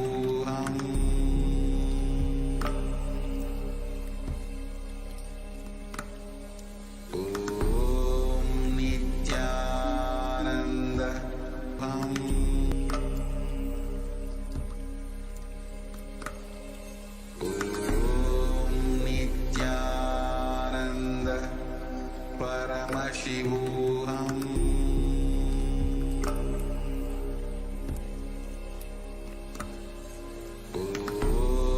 Nithyananda Paramashivam.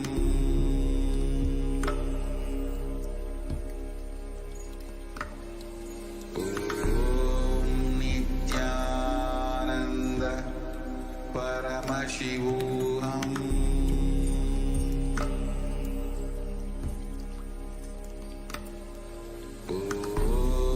Nithyananda Paramashivam.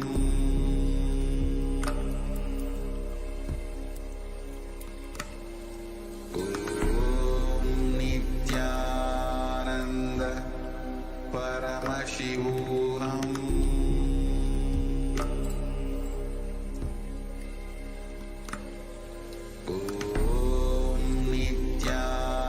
Nithyananda Paramashivam.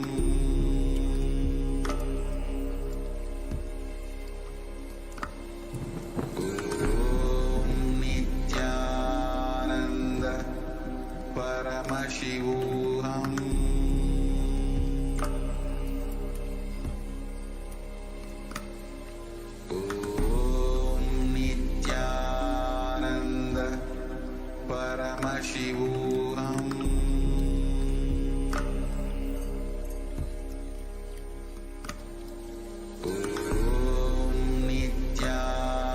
Nithyananda Paramashivam.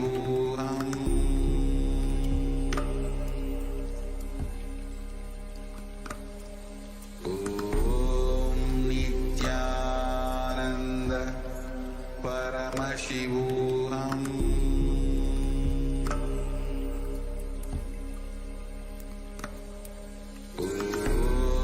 Nithyananda Paramashivam.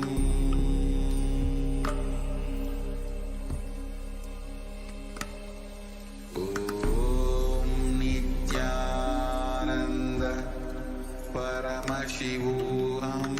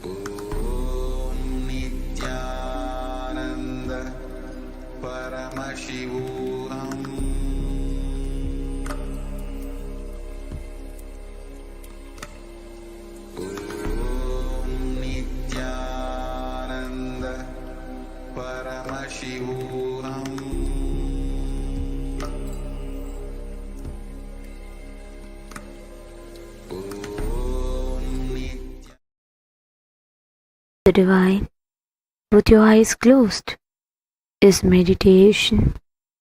Connecting with the divine, with your eyes open, is darshan. Come, let us all now move to darshan.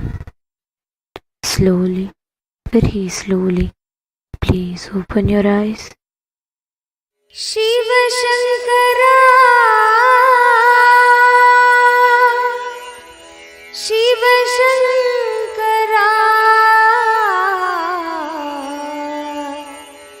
Shiva Shankara,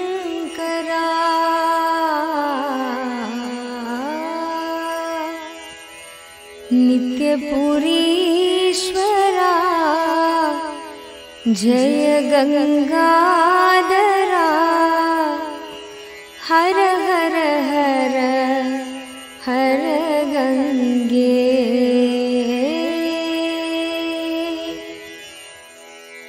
Har Har Gange,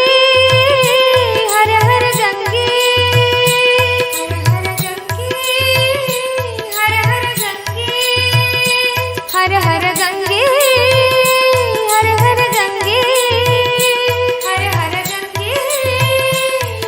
Gange, He Nataraja, He Nithyananda, Har Har Har Har Gange,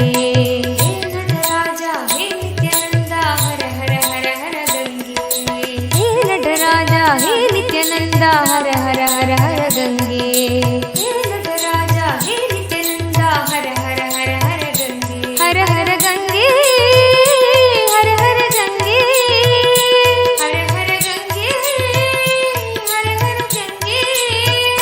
Har Har Gange, Har Har Gange, Har Har Gange, Har Har Gange, Har Har Gange, Har Har Gange,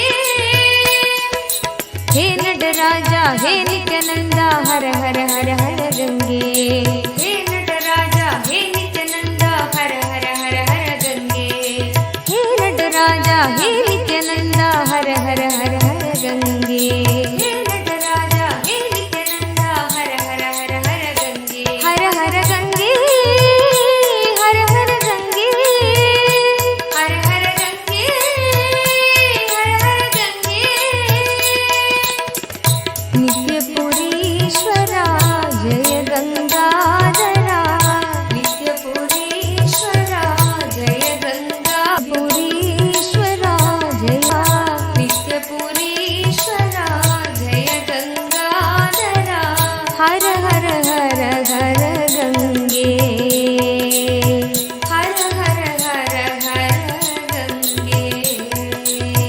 हर हर हर हर गंगे हर हर हर हर गंगे शंकरा शिव शंकरा शिव शंकर शंकर नित्या शंकरा शिव शंकरा शिव शंकर शंकर नित्या शंकरा शिव शंकरा शिव शंकर शंकर नित्या शंकरा शिव शंकरा शिव शंकर शंकर नित्या शंकरा शिव शंकरा शिव शंकर शंकर नित्या शंकरा शिव शंकरा शिव शंकर शंकर नित्या शंकरा शिव शंकरा शिव शंकर शंकर नित्या शंकरा शिव शंकरा शिव शंकर शंकर नित्या हर हर गंगे हर हर गंगे हर हर गंगे हर हर गंगे हर हर गंगे हर हर गंगे हर हर गंगे हर हर गंगे हे नटराजा हे नित्यानंदा हर हर हर हर गंगे हे नटराजा हे नित्यानंदा हर हर हर हर गंगे हे नटराजा हे नित्यानंदा हर हर हर हर गंगे हे नटराजा हे नित्यानंदा हर हर हर हर गंगे हर हर गंगे हर हर गंगे हर हर गंगे हर हर गंगे नित्यपुरीश्वरा जय गंगाधरा नित्यपुरीश्वरा जय गंगाधरा हर हर हर हर गंगे हर हर हर हर गंगे शंकरा शिव शंकरा शिव शंकर शंकर नित्या शंकरा शिव शंकरा शिव शंकर शंकर नित्या शंकरा शिव शंकरा शिव शंकर शंकर नित्या शंकरा शिव शंकरा शिव शंकर शंकर नित्या हर हर गंगे हर हर गंगे हर हर गंगे हर हर गंगे हर हर गंगे हर हर गंगे हर हर गंगे हर हर गंगे हे नटराजा हे नित्यानंदा हर हर हर हर गंगे हे नटराजा हे नित्यानंदा हर हर हर हर गंगे हे नटराजा हे नित्यानंदा हर हर हर हर गंगे हे नटराजा हे नित्यानंदा हर हर हर हर गंगे हर हर गंगे हर हर गंगे हर हर गंगे हर हर गंगे नित्यपुरीश्वरा जय गंगाधरा नित्यपुरीश्वरा जय गंगाधरा नित्यपुरीश्वरा जय गंगाधरा नित्यपुरीश्वरा जय गंगाधरा हर हर हर हर गंगे हर हर हर हर गंगे शंकरा शिव शंकरा शिव शंकर शंकर नित्या शंकरा शिव शंकरा शिव शंकर शंकर नित्या शंकरा शिव शंकरा शिव शंकर शंकर नित्या शंकरा शिव शंकरा शिव शंकर शंकर नित्या शंकरा शिव शंकरा शिव शंकर शंकर नित्या शंकरा शिव शंकरा शिव शंकर शंकर नित्या शंकरा शिव शंकरा शिव शंकर शंकर नित्या शंकरा शिव शंकरा शिव शंकर शंकर नित्या हर हर गंगे हर हर गंगे हर हर गंगे हर हर गंगे हे नटराजा हे नित्यानंदा हर हर हर हर गंगे हे नटराजा हे नित्यानंदा हर हर हर हर गंगे हे नटराजा हे नित्यानंदा हर हर हर हर गंगे हे नटराजा हे नित्यानंदा हर हर हर हर गंगे हर हर गंगे हर हर गंगे हर हर गंगे हर हर गंगे नित्यपुरीश्वरा जय गंगाधरा नित्यपुरीश्वरा जय गंगाधरा नित्यपुरीश्वरा जय गंगाधरा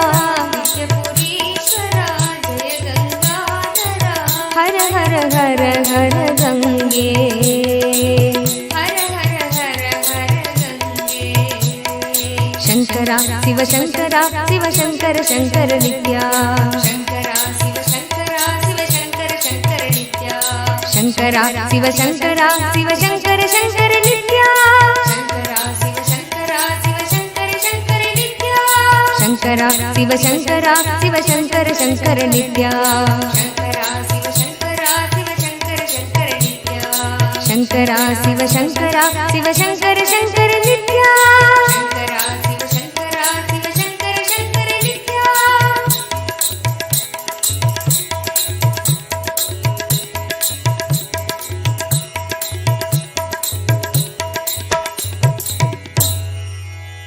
हर हर गंगे हर हर गंगे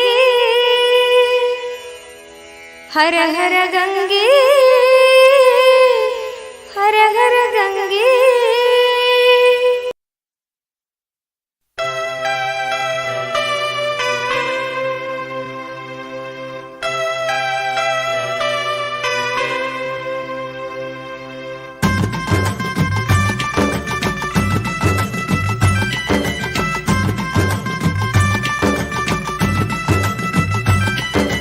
नित्यानंद नित्य साथ स्वरूपणे नित्यानंद नित्य साथ स्वरूपणे कमला नयन देवादिदेवा नित्यानंद नित्य साथ स्वरूपणे कमला नयन देवादिदेवा नित्यानंदा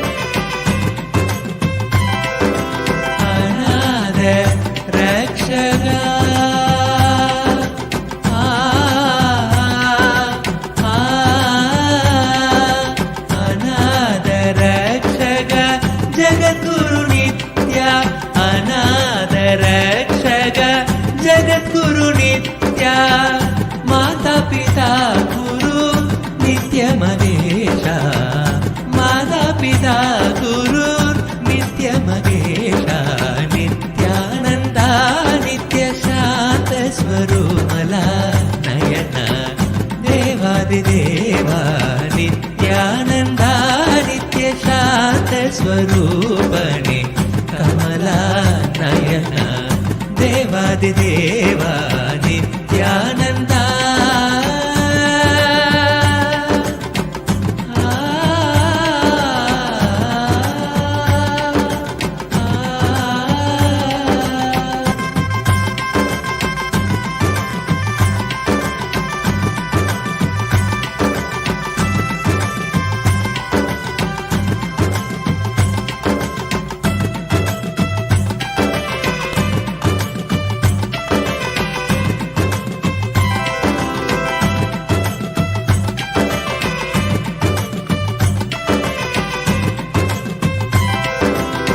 ब्रह्मा विष्णु हर हर महादेवा आदि पराशक्ति नित्य पराशक्ति ब्रह्मा विष्णु हर हर महादेवा आदि पराशक्ति नित्य पराशक्ति अखिल जगत की नित्या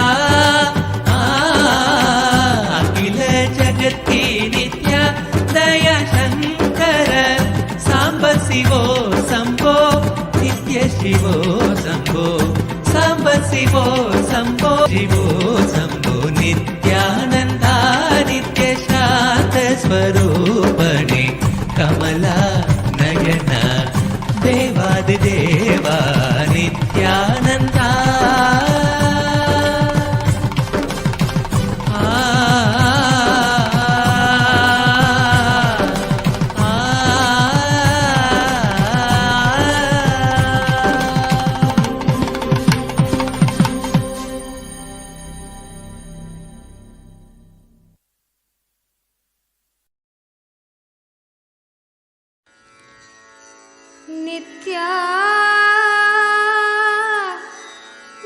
ನಿತ್ಯಾಯನ ಭಾರತೆ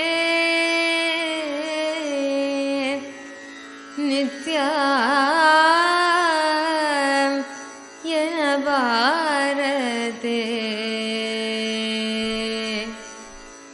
ನರ ಜನ್ಮ ಬಂದಾಗ ನಾಲಿಗೆ ಇರುವಾಗ ನಿತ್ಯಾಯನ ಭಾರತೆ ನರ ಜನ್ಮ ಬಂದಾಗ ನಾಲಿಗೆ ಇರುವಾಗ ನಿತ್ಯಾಯನ ಭಾರತೆ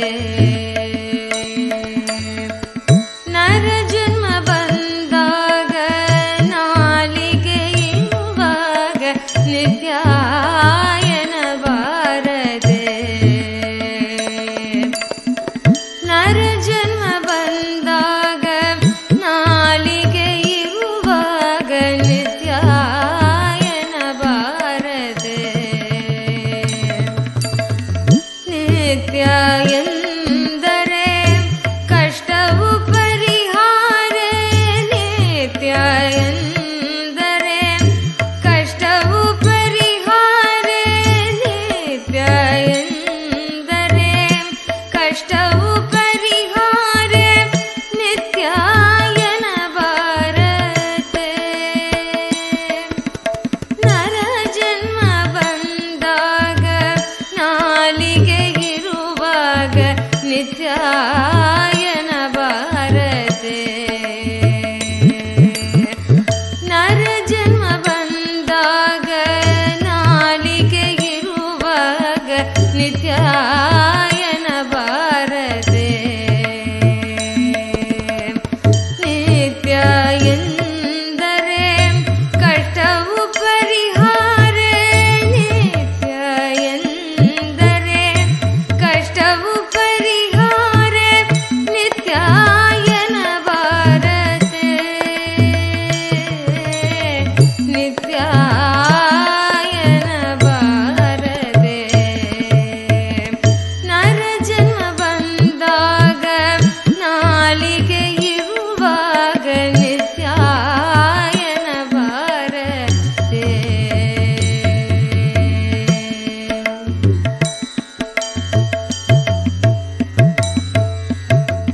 ಮರಗತು ಮೈ ಮುರಿದು ಏಳುದಲೊಮ್ಮೆ ನಿತ್ಯಾಯನ ಭಾರತೆ ಮರಗತು ಮೈ ಮುರಿದು ಏಳುದಲೊಮ್ಮೆ ನಿತ್ಯಾಯನ ಭಾರತೆ ಮರಗತು ಮೈ ಮುರಿದು ಏಳುದಲೊಮ್ಮೆ ನಿತ್ಯಾಯನ ಭಾರತೆ ನಿತ್ಯ ಸುಳಿದೊಡುವಾಗಲೇ ತಿರುಗಾಡುದಲೊಮ್ಮೆ ನಿತ್ಯಾಯನ ಭಾರತೆ ನಿತ್ಯ ಸುಳಿದೊಡುವಾಗಲೇ ತಿರುಗಾಡುದಲೊಮ್ಮೆ ನಿತ್ಯಾಯನ ಭಾರತೆ ನರ ಜನ್ಮ ಬಂದಾಗ ನಾಲಿಗೆ ಇರುವಾಗ ನಿತ್ಯಾಯನ ಭಾರತೆ ನರ ಜನ್ಮ ಬಂದಾಗ ನಾಲಿಗೆ ಇರುವಾಗ ನಿತ್ಯಾಯನ ಭಾರತೆ ನಿತ್ಯ ಎಂದರೆ ಕಷ್ಟವು ಪರಿಹಾರ ನಿತ್ಯ ಎಂದರೆ ಕಷ್ಟವು ಪರಿಹಾರ ನಿತ್ಯಾಯನ ಭಾರತೆ ನಿತ್ಯಾಯನ ಭಾರತೆ ನರ ಜನ್ಮ ಬಂದಾಗ ನಾಲಿಗೆ ಇರುವಾಗ ನಿತ್ಯಾಯನ ಭಾರತೆ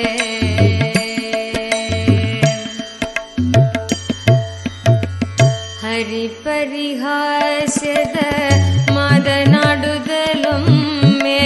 ನಿತ್ಯಾಯನ ಭಾರತೆ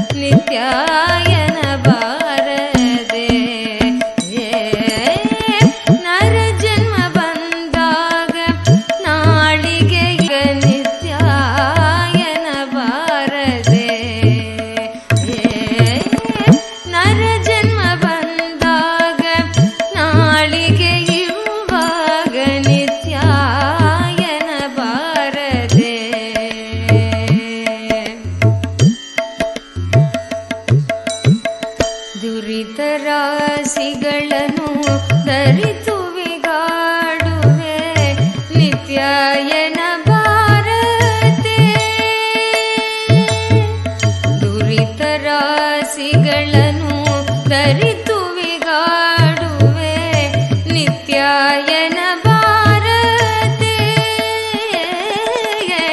ದುರಿತ ರಾಶಿಗಳನ್ನು ತರಿತು ವಿಗಾಡುವೆ ನಿತ್ಯಾಯನ ಭಾರತೆ ನಿತ್ಯ ಗರುಡ ಗಮನಸಿ ನಿತ್ಯ ಪುರಿ ವಿಠಲ ನಿತ್ಯ ಪುರಿ ವಿಠಲ ನಿತ್ಯ ಪುರಿ ವಿಠಲ ಗರುಡ ಗಮನ ಸಿರಿ ನಿತ್ಯ ಪುರಿ ವಿಠಲ ಗರುಡ ಗಮನ ಸಿರಿ ನಿತ್ಯ ಪುರಿ ವಿಠಲ ನಿತ್ಯಾಯನ ಭಾರತೆ ನಿತ್ಯಾಯನ ಭಾರತೆ ನರ ಜನ್ಮ ಬಂದಾರ ನಾಳಿಗೆ ಇರುವಾಗ ನಿತ್ಯಾಯನ ಭಾರತೆ ನರ ಜನ್ಮ ಬಂದಾಗ ನಾಳಿಗೆ ಇರುವಾಗ ನಿತ್ಯಾಯನ ಭಾರತೆ ನಿತ್ಯ ಎಂದರೆ ಕಷ್ಟವು ಪರಿಹಾರ ನಿತ್ಯ ಎಂದರೆ ಪರಿಹಾರ ನಿತ್ಯಾಯನ ಭಾರತೆ ನಿತ್ಯಾಯನ ಭಾರತೆ ನರ ಜನ್ಮ ಬಂದಾಗ ನಾಳಿಗೆ ಇರುವಾಗ ನಿತ್ಯಾಯನ ಭಾರತೆ ನಿತ್ಯಾಯನ ಭಾರತೆ ನಿತ್ಯಾಯನ ಭಾರತೆ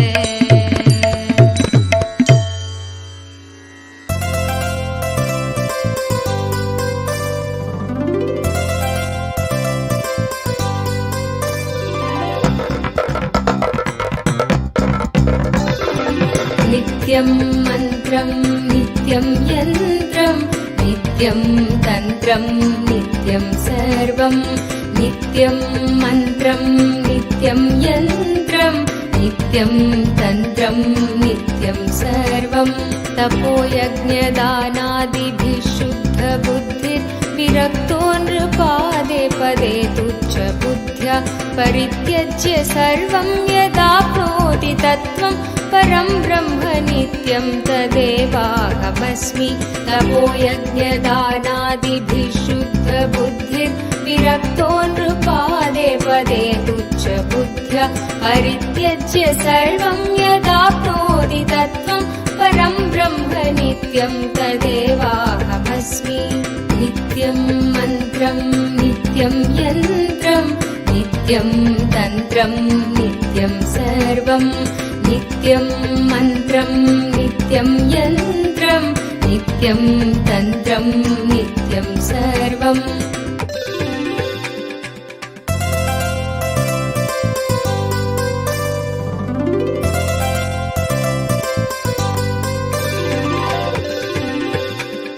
दयालुं